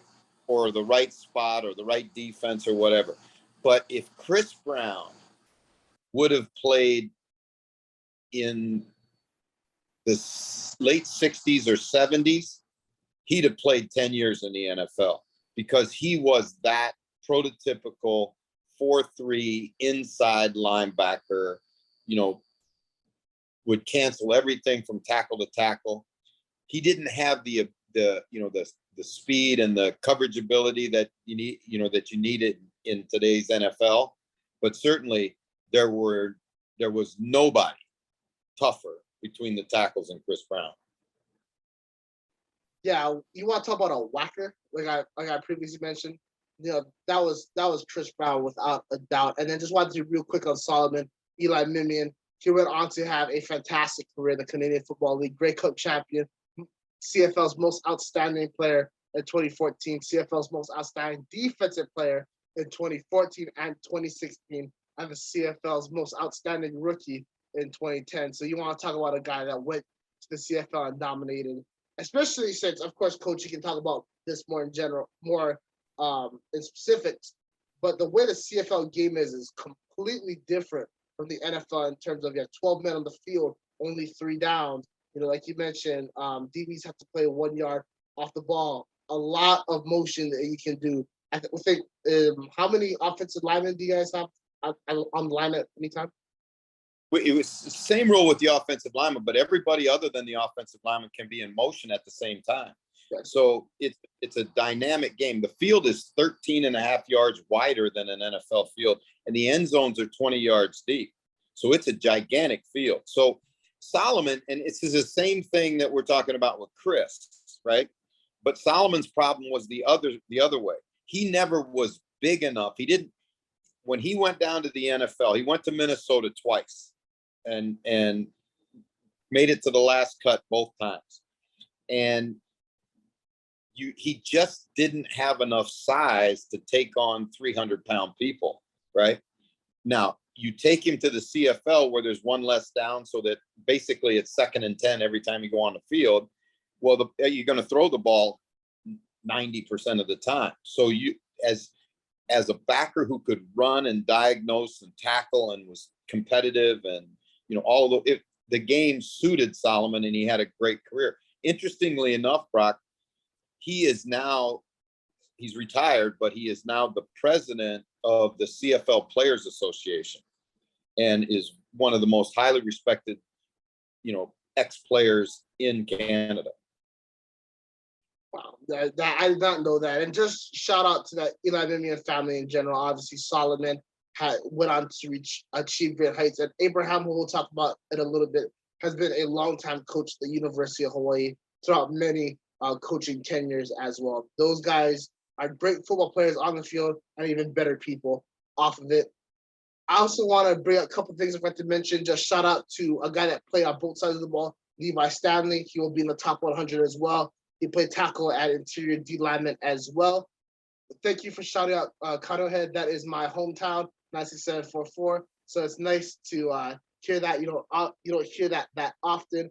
And last thing before we move to DBs, I always believe there's a split in the road where you have a moment in which can define you or end you. And you brought up the fact that Solomon would have to go against a pulling guard a lot. And when those big boys come, they hit hard.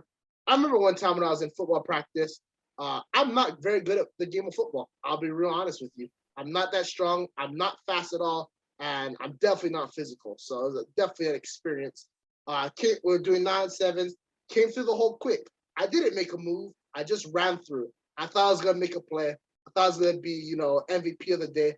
Turns out the reason why there's a hole is because a pulling guard was coming my way.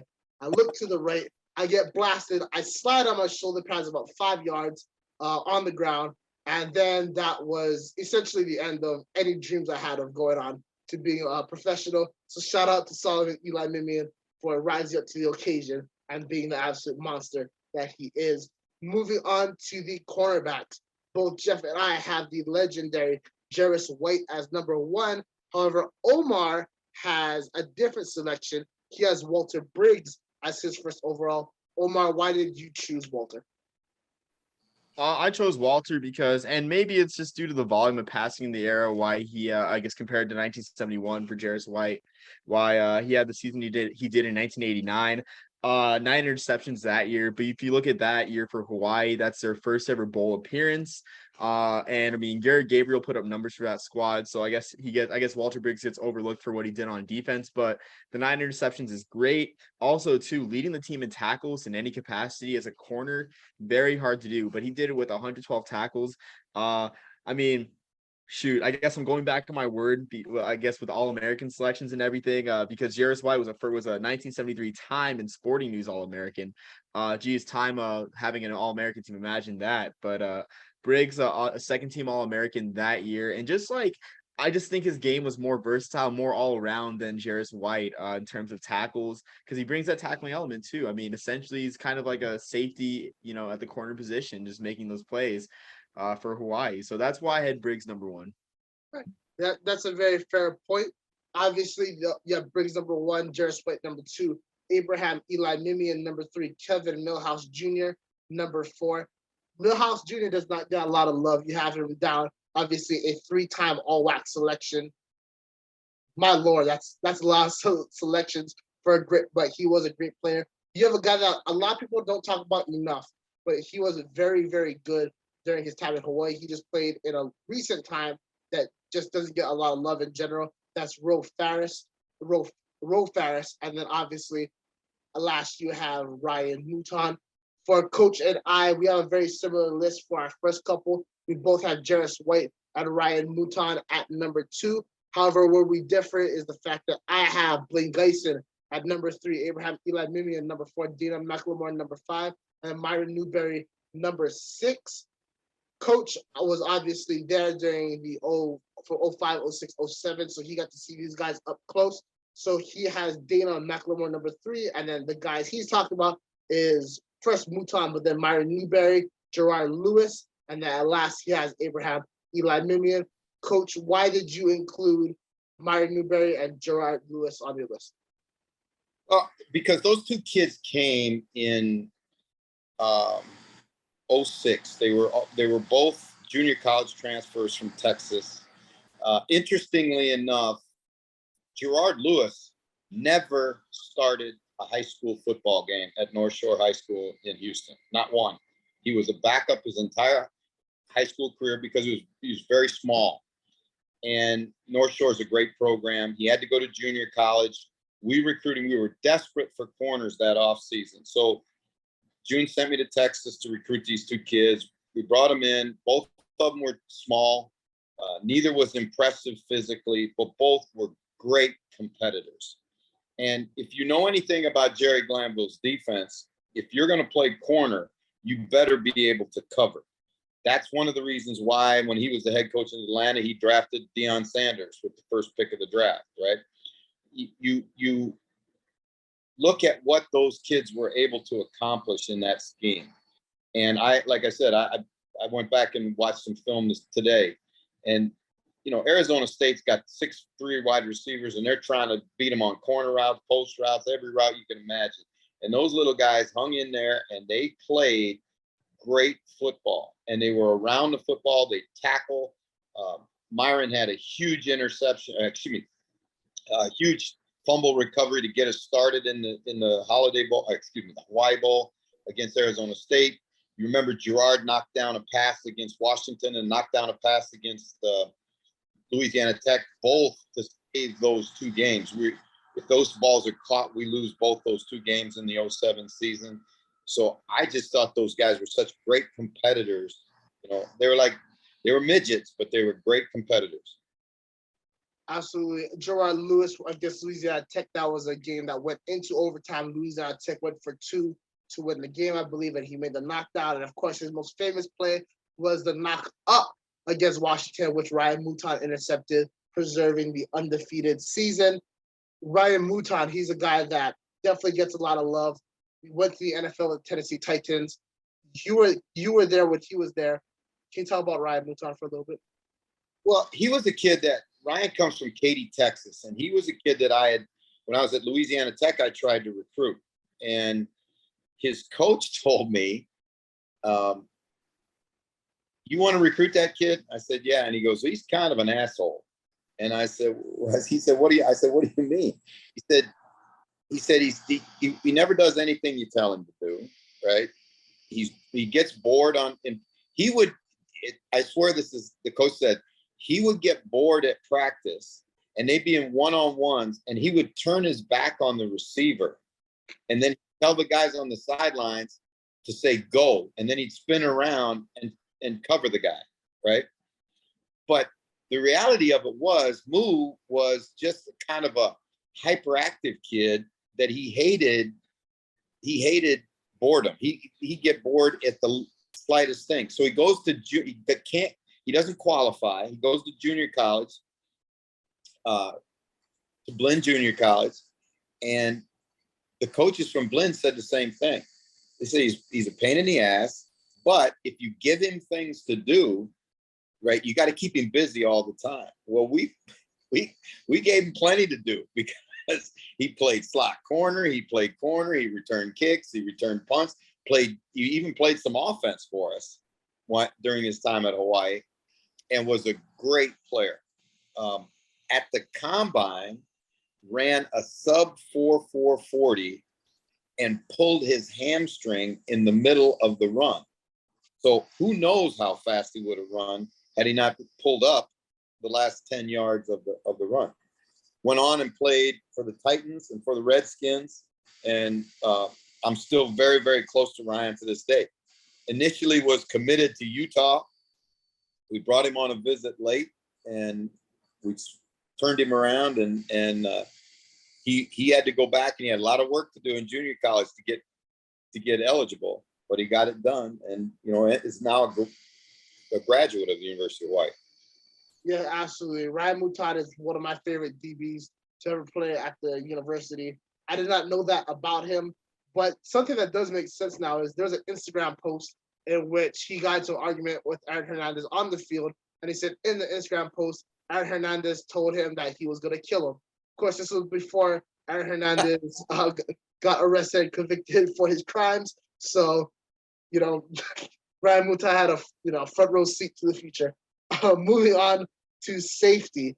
Of course, I have, and it's the same list I agree with Coach on, is Rich Miano at number 1 and Leonard Peters at number 2. For me, I have it at tied number 2, Leonard Peters and Nate Jackson. Number 3, I have Mana Silva. And at number 4, I would put Trayvon Henderson. That's a guy that Omar has as well. For Omar's list, he has Rich Miano, Mana Silva, Kent Kofensis, and then Trayvon Henderson. And then at 5th, he has Sean Butts. Sean Butts is a name that doesn't get mentioned. That's an interesting call right there. There you go. Yeah, exactly. So that's not a name that gets mentioned at all, honestly. Why did you select Sean Butts, Omar? So yeah, I like the tackles. I was kind of like drawing a blank based on my selecting process with like all-star games and all-American selections.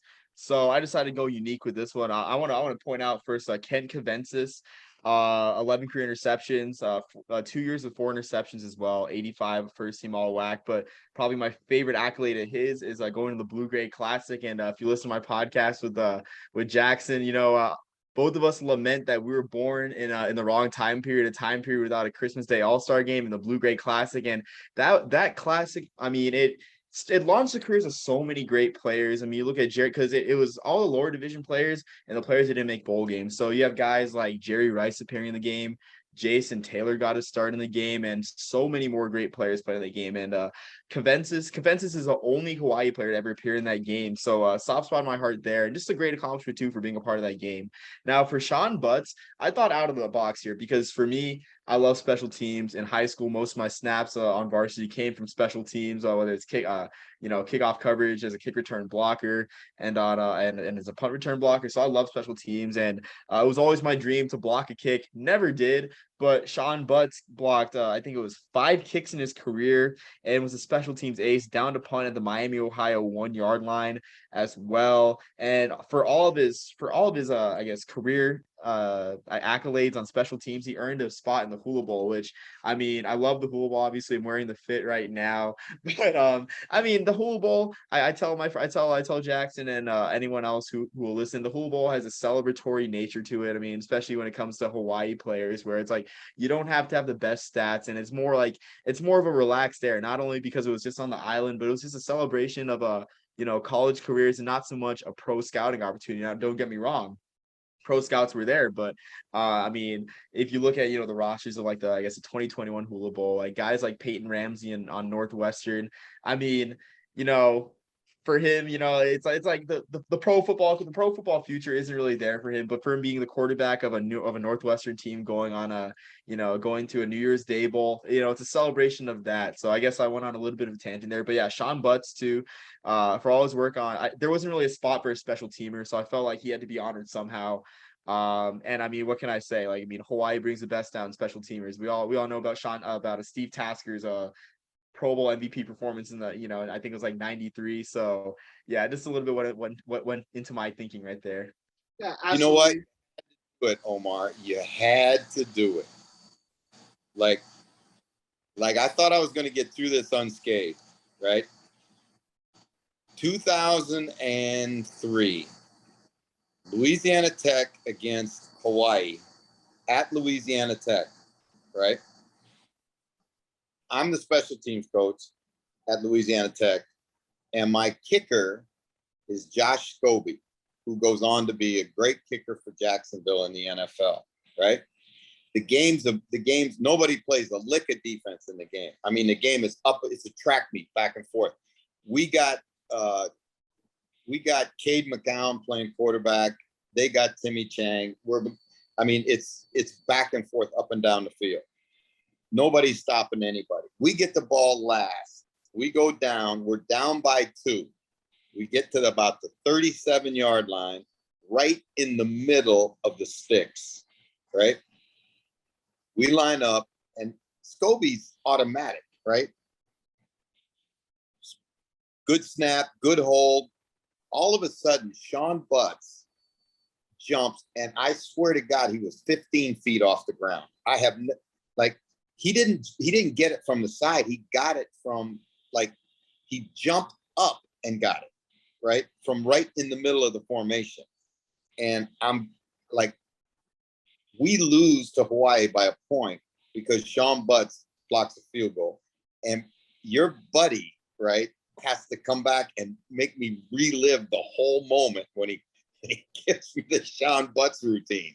Oh, you're killing.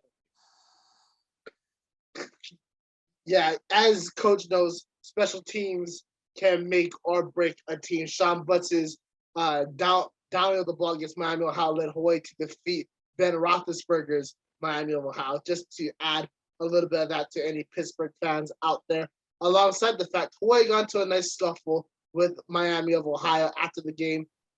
And it's just what it is. I want to shout out another special teamer for UH, James Fenderson. That he has an incredible story. He went on to play 3 seasons with the New Orleans Saints, I believe. So special teamers definitely getting their love.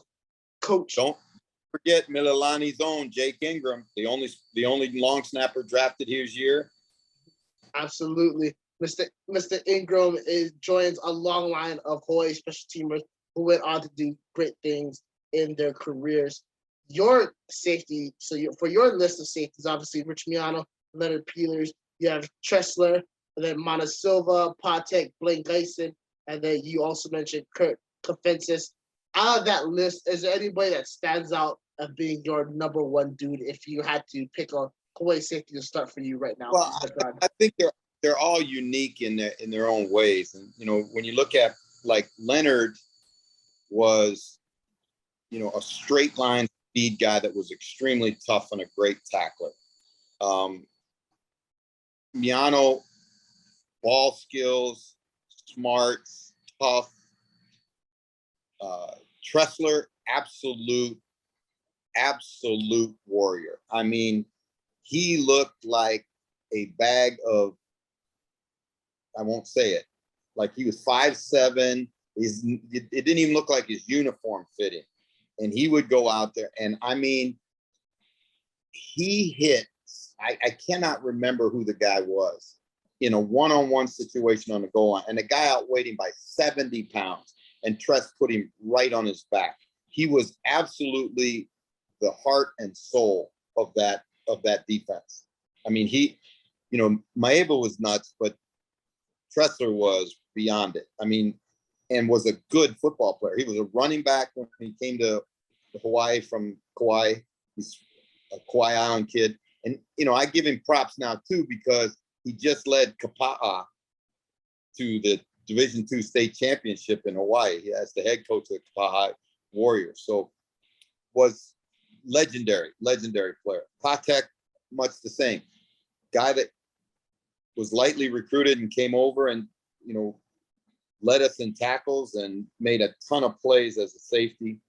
The Kofensis, there's got to be a Kofensis on this team because there have been so many of them play and play so well at the University of Hawaii. So I'm glad to see a Kofensis on this team.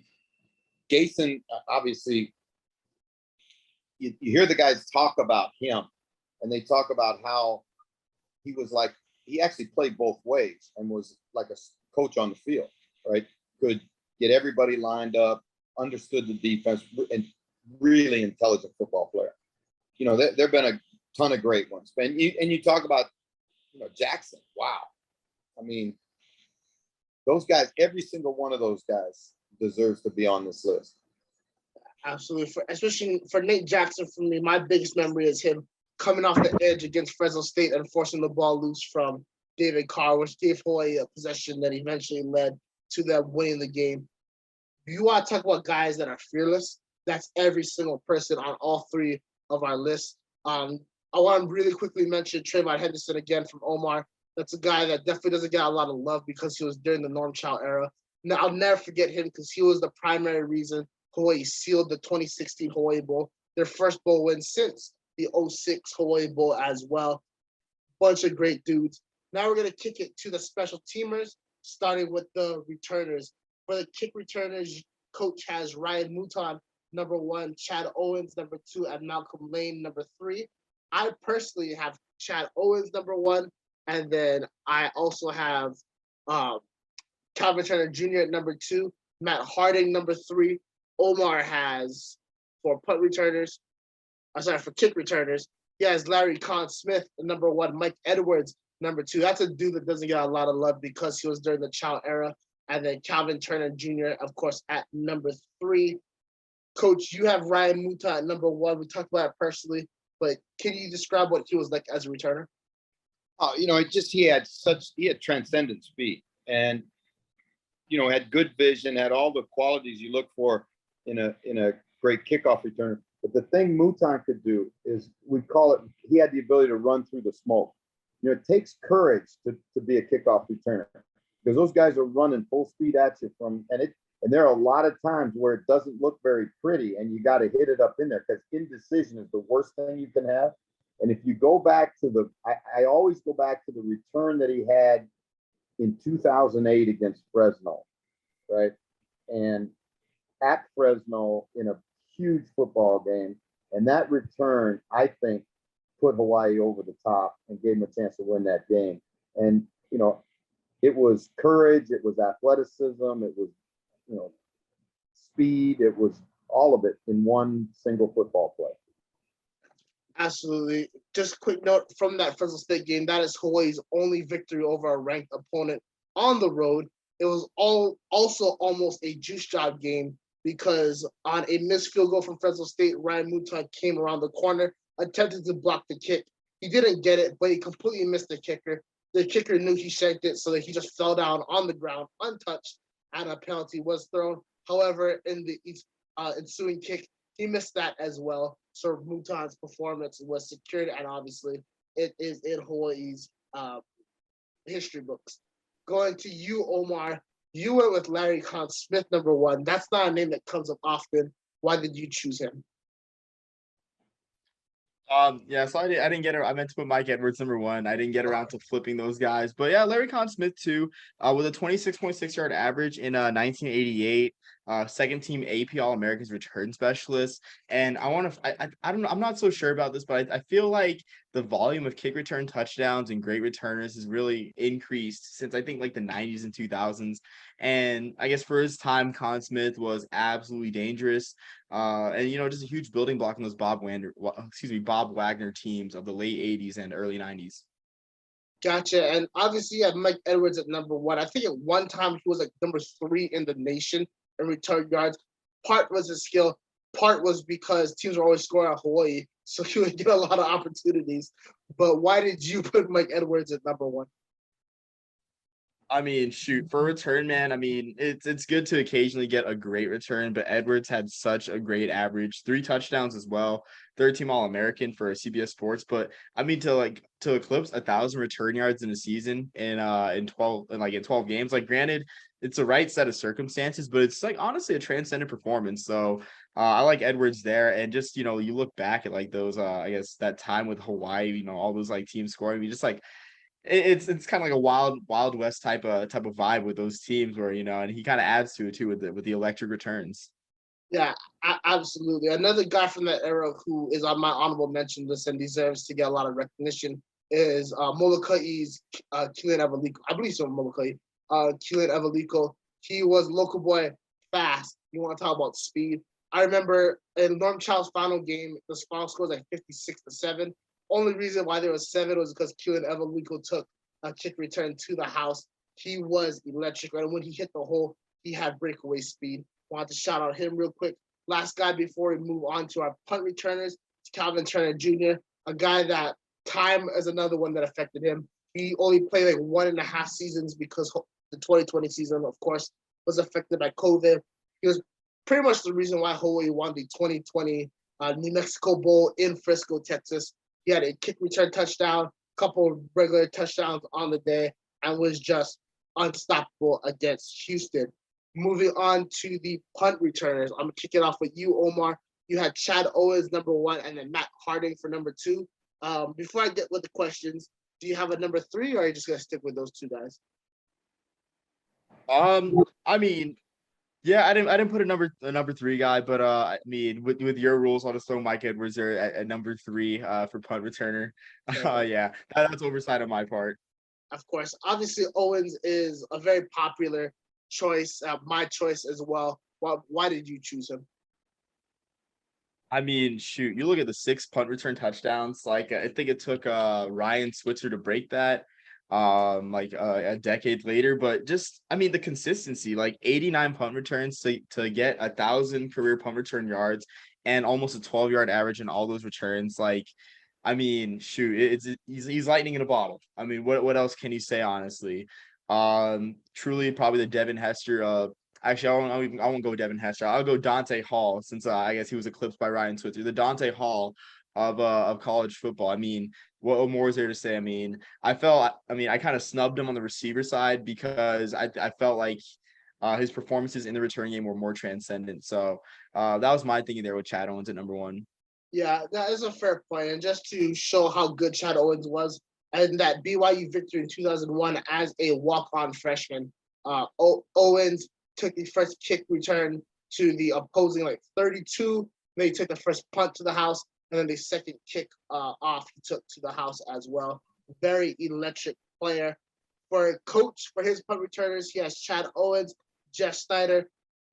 When I talked to Sean, he was saying that Snyder is a guy that would just get absolutely walloped. He wouldn't fair catch because he's always trying to make a play.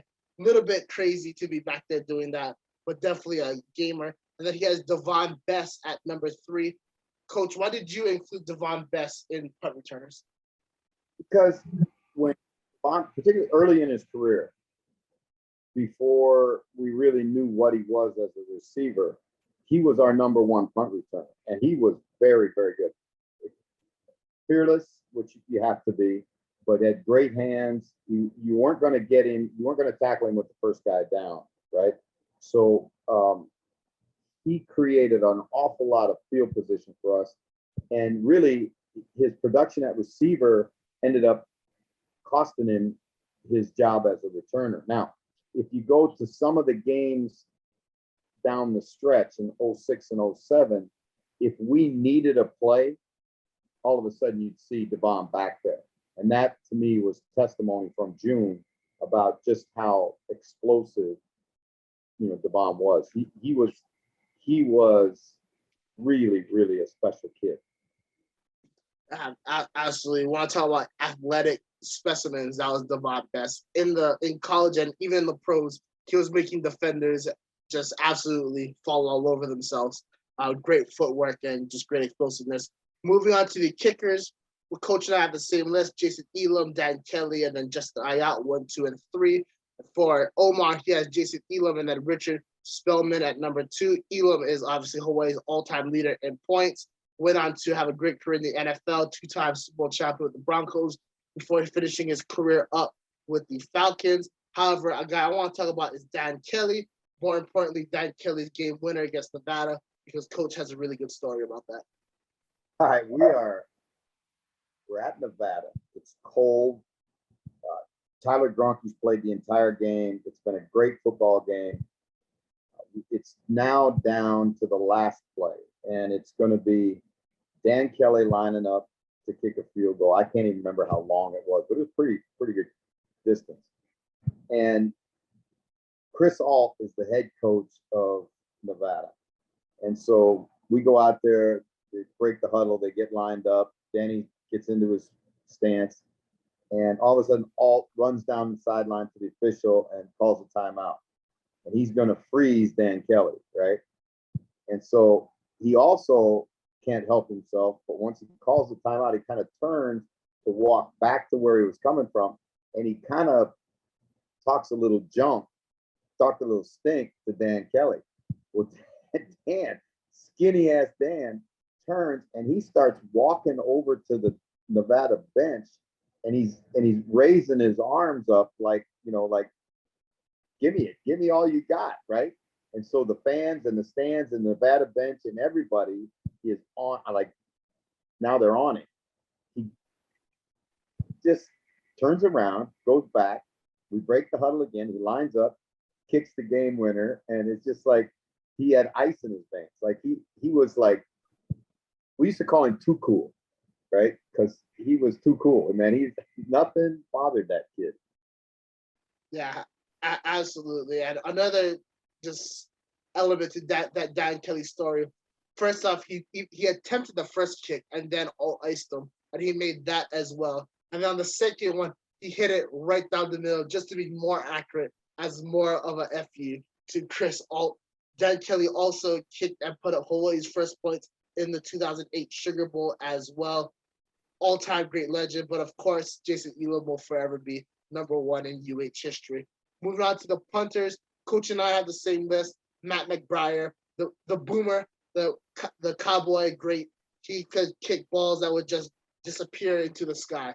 It felt like they were so high and so long.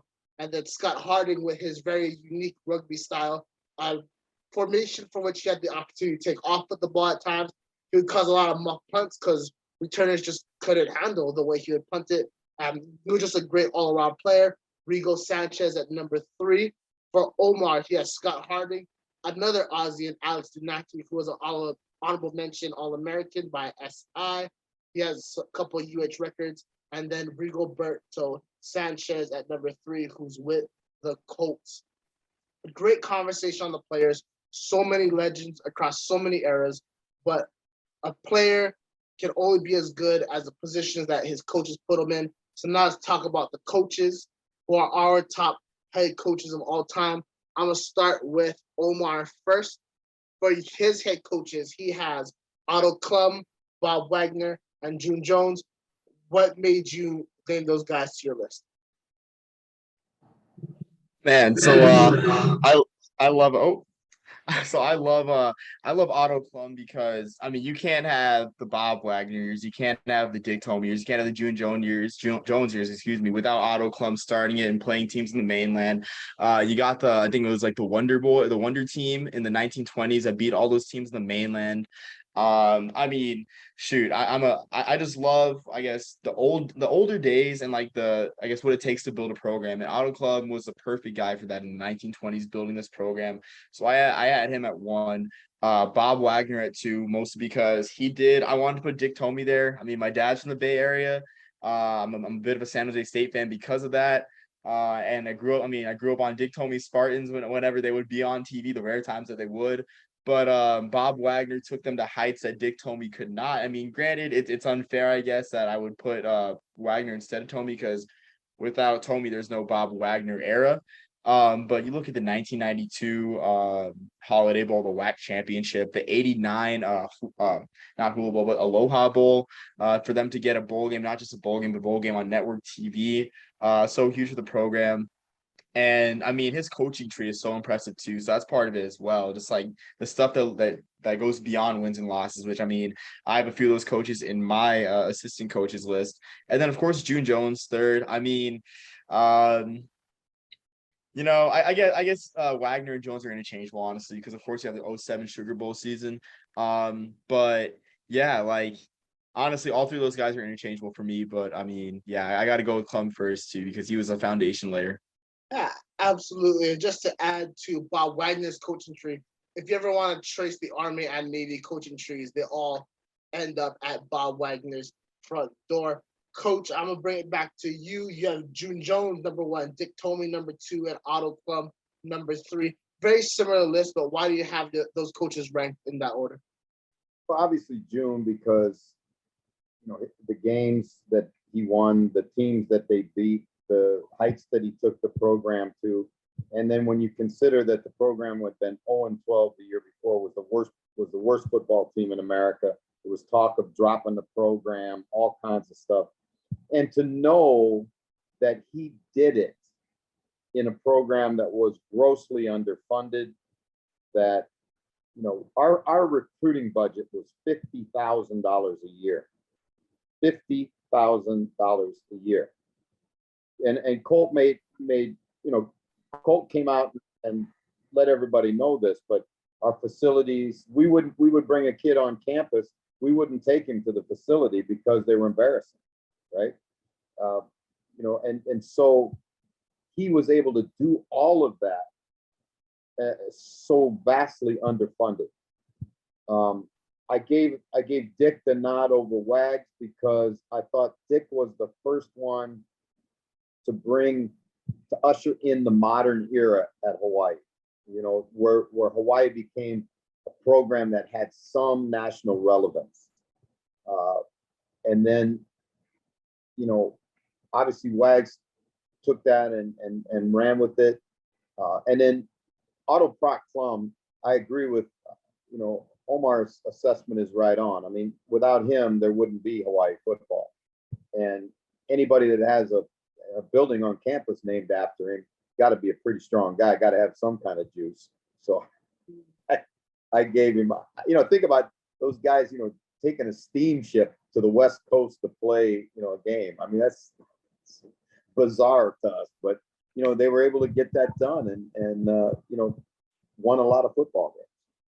Yeah, absolutely. Some great choices all around. Just going back to June Jones at his era real quick about how poor the facilities are. I mean, you got a first, close-up look, but I remember an interview with Solomon Eli Mimian when he would say when recruits would come in, he would just take them to the beach because of the disarray that was in the facilities. Colt Brennan said that you guys didn't have soap, things like that. Can you just talk about what you saw while you were there when it came to the facilities?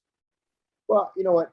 It was bad, frankly, and the kids didn't have any pride in it because the university had let it go so bad. I went down to the defensive line room first couple of days I was there, and I opened the door, and they had a typhoon or a hurricane the spring before, and the roof had given way, and so the water had soaked the room, right? And nobody had come in and cleaned it, so the carpet stunk. It looked like a science experiment on the walls. I mean, they had mushrooms growing on the walls, and that's what the kids were meeting in. So I got some paint scrapers and bought some paint, and we scraped off all the fungus and everything, what it's like in Hawaii with the humidity, and painted the room. And then a young lady from the sports information office, did some historical work for us. We got pictures of all the old players all the way back to the 40s and 50s, and how many All-Americans we had. And it was really, we made it as nice as we could make it. And I got in trouble for it because university's a union shop, and we weren't union employees, and we were, but I didn't care. Our kids needed better than that. And it's sad to think that so many great football players went through that place, and had situations like Cole talked about, where there was one shower head that worked, and the lockers were just old metal lockers like you'd have at some small high school. And I went in to just to try and make it look different and better. I went into the equipment room and I asked the equipment man, could I have all the old, they recondition the helmets every year, right? So they got to take the decals off and they got to, all that.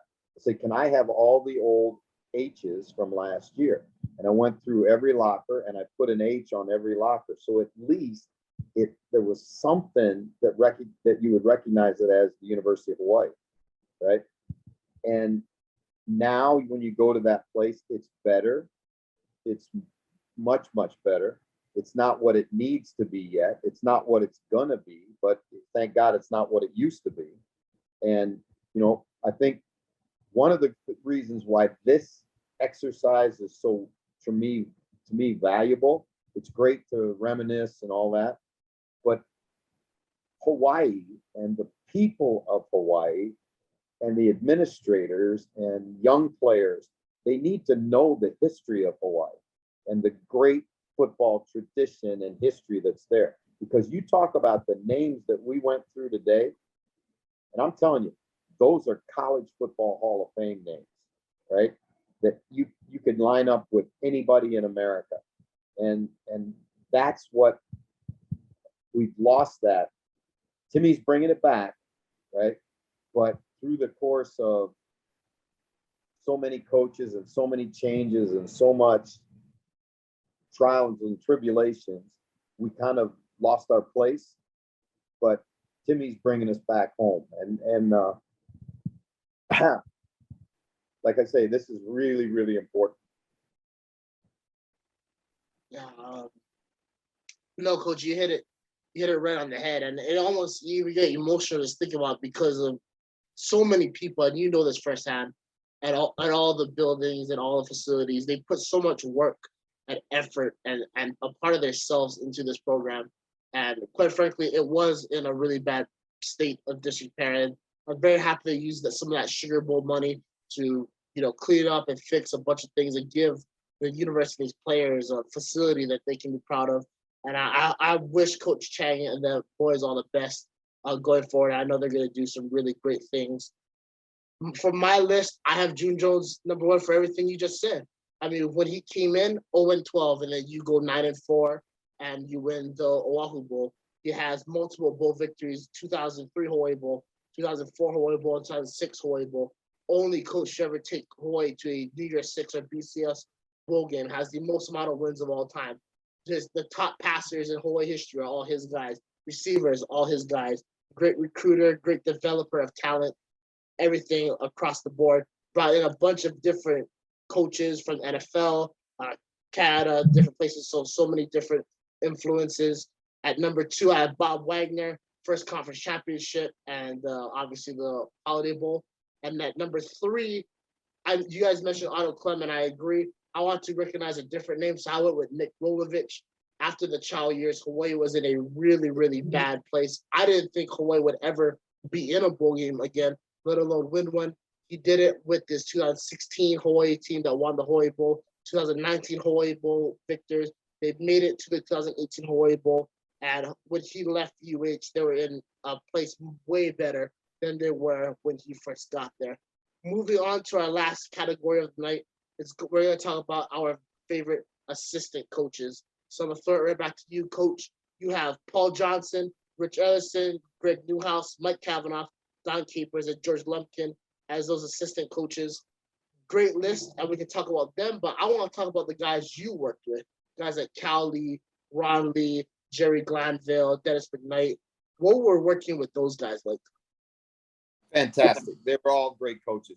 And one of the things that is a challenge at Hawaii, and June recognized this, and Timmy now recognizes it as well, and I think Rolo had it figured out too, is that you better get guys that will stay. Because one of the problems with assistant coaches at Hawaii is they don't stay very long, right? Because it's a long way away from their families. Your wife's not very happy when her mom can't come see the kids. And it's expensive. They're all the reasons, right?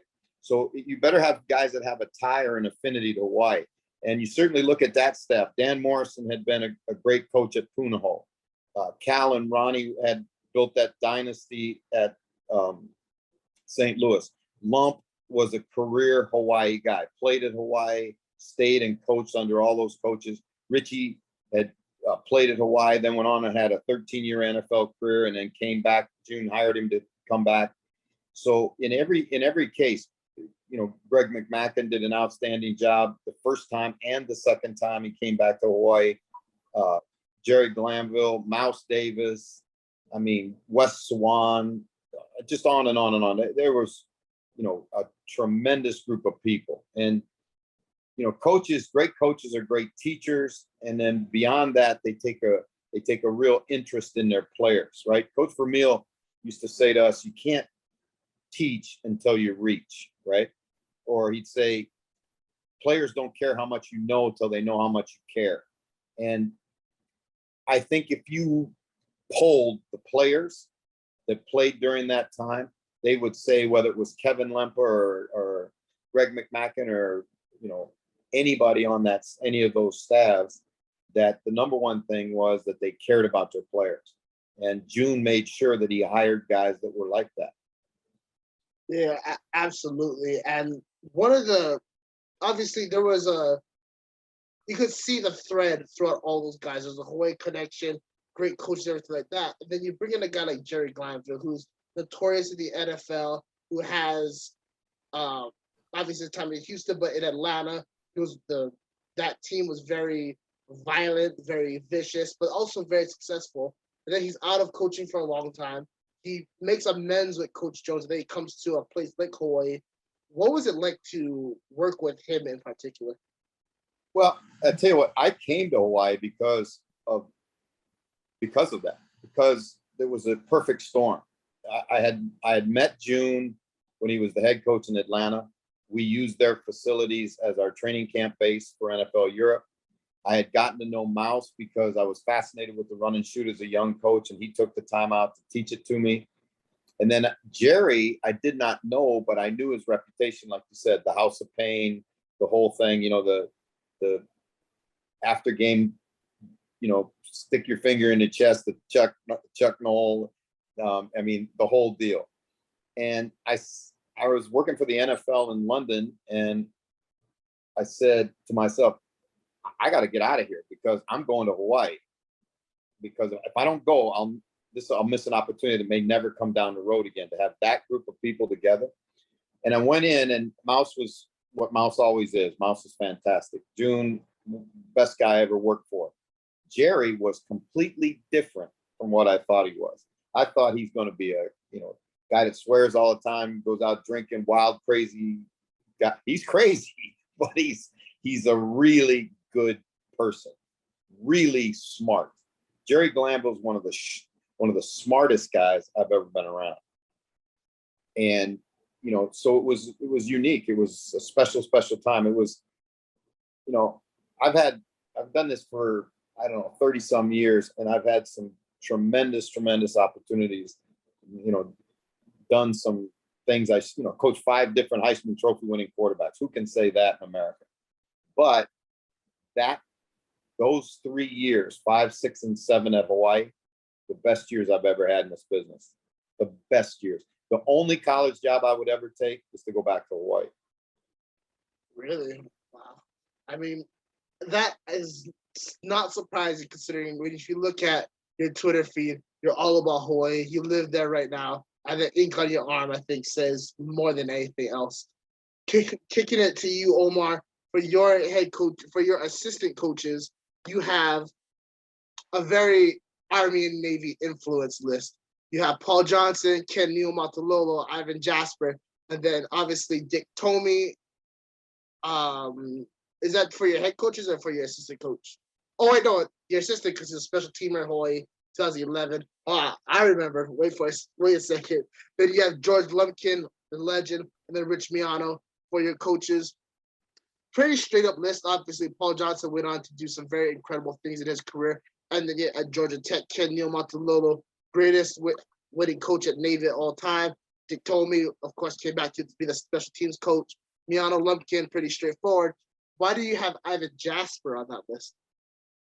So Ivan Jasper, the thing with Ivan Jasper, he's probably like the most underrated assistant in college football, and I'd hate to say that as an Army fan. But I mean, he is the architect of that triple option. He's pretty much the architect of Keenan Reynolds's his great career, Malcolm Perry's 2,000-yard season at quarterback in 2019. That's why I have Ivan Jasper there too, because I mean he started there, and I mean it's just a crying shame that because fan bases don't like the triple option.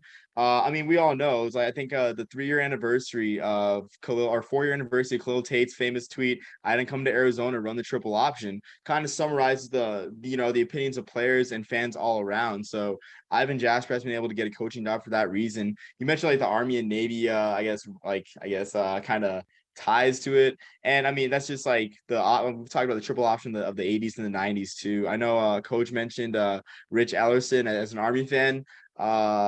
Those are kind of dark years. So I mean, I was tempted to put him there for his time at Cal Poly. I mean, Cal Poly almost went to Camp Randall and defeated Wisconsin with Ellerson as coach. And I'm not gonna lie, in 2009 when they hired Ellerson after that game or in the offseason and remembering that game, I was excited. But after one Armed Forces Bowl off of the previous coach's recruits and a few losing seasons later, then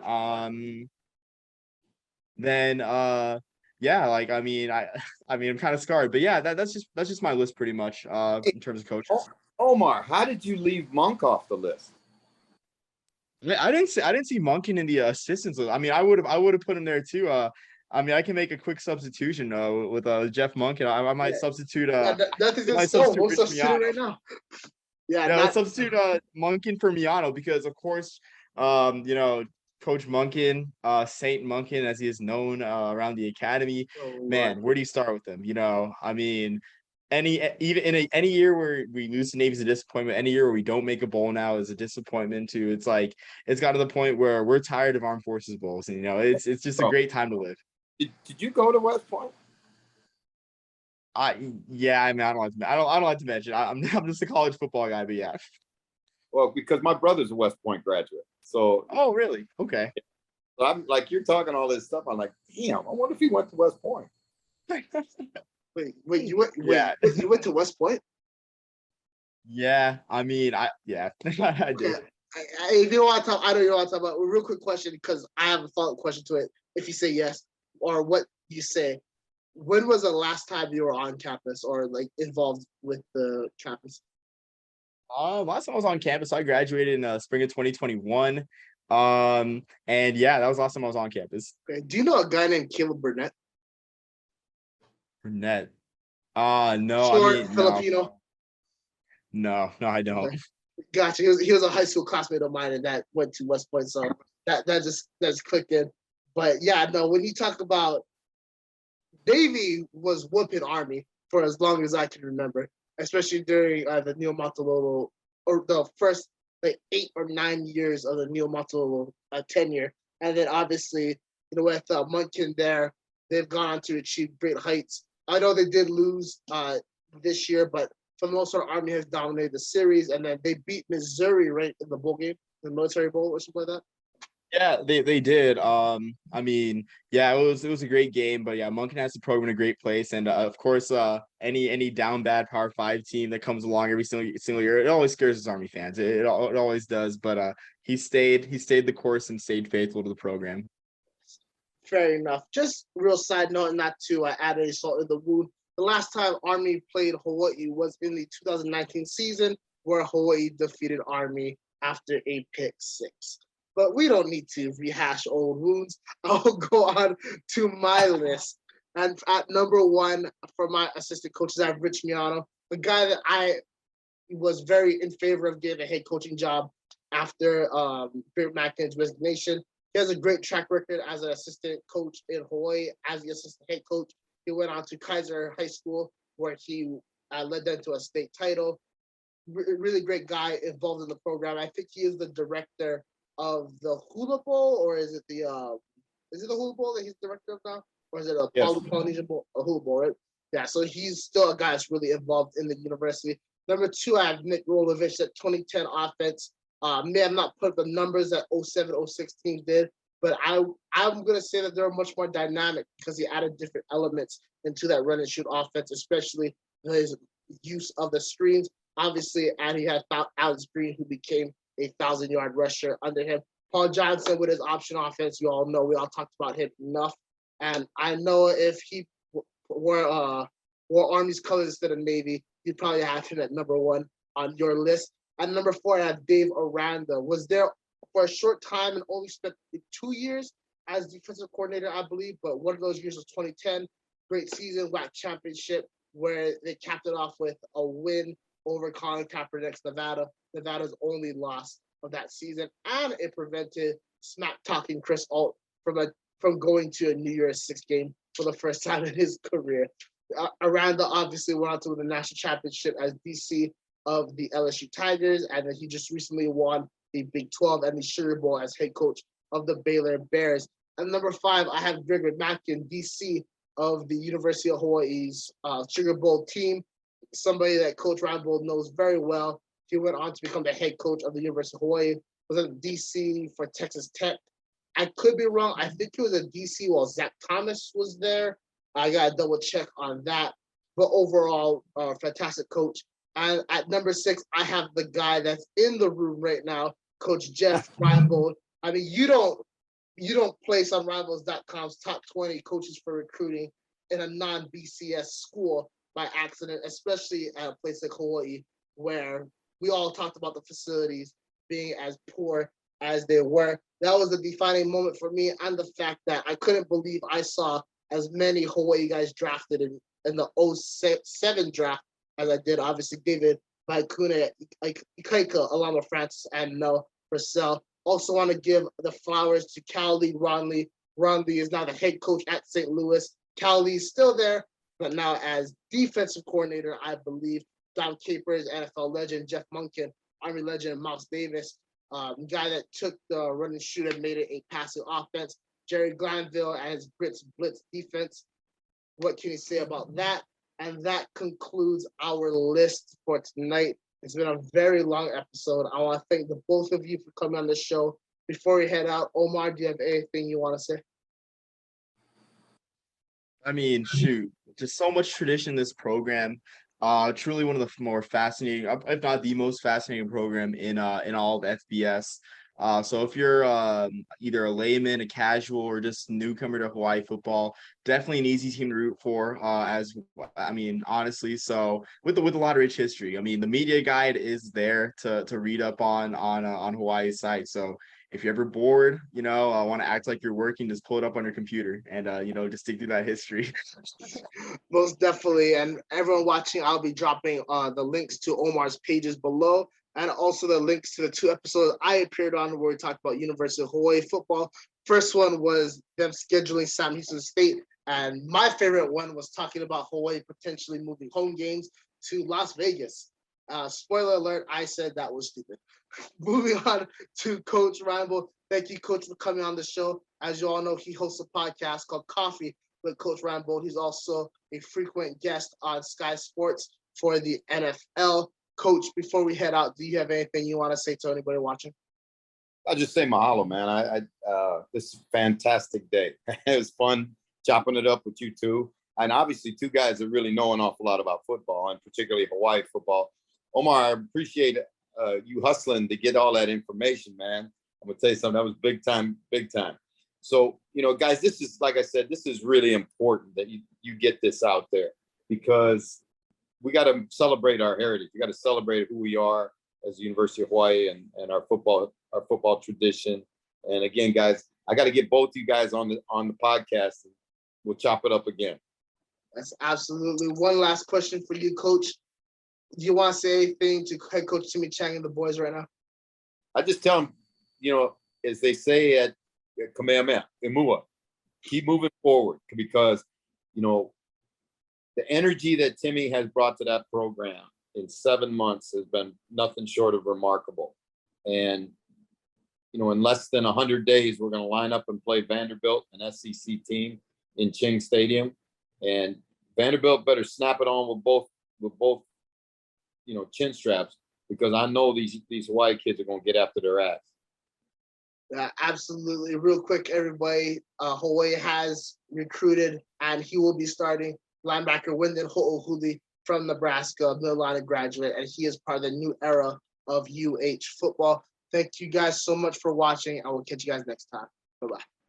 Thank you so much for watching. If you want to support MST, there will be links in below for you to do that. Also, there will be links to both Coach Reinebold and also Omar's podcast. This is a part of a continuing series that will end with my list of the top 100 greatest UH football players of all time. Once again, thank you guys so much for watching, and we'll catch you guys next time.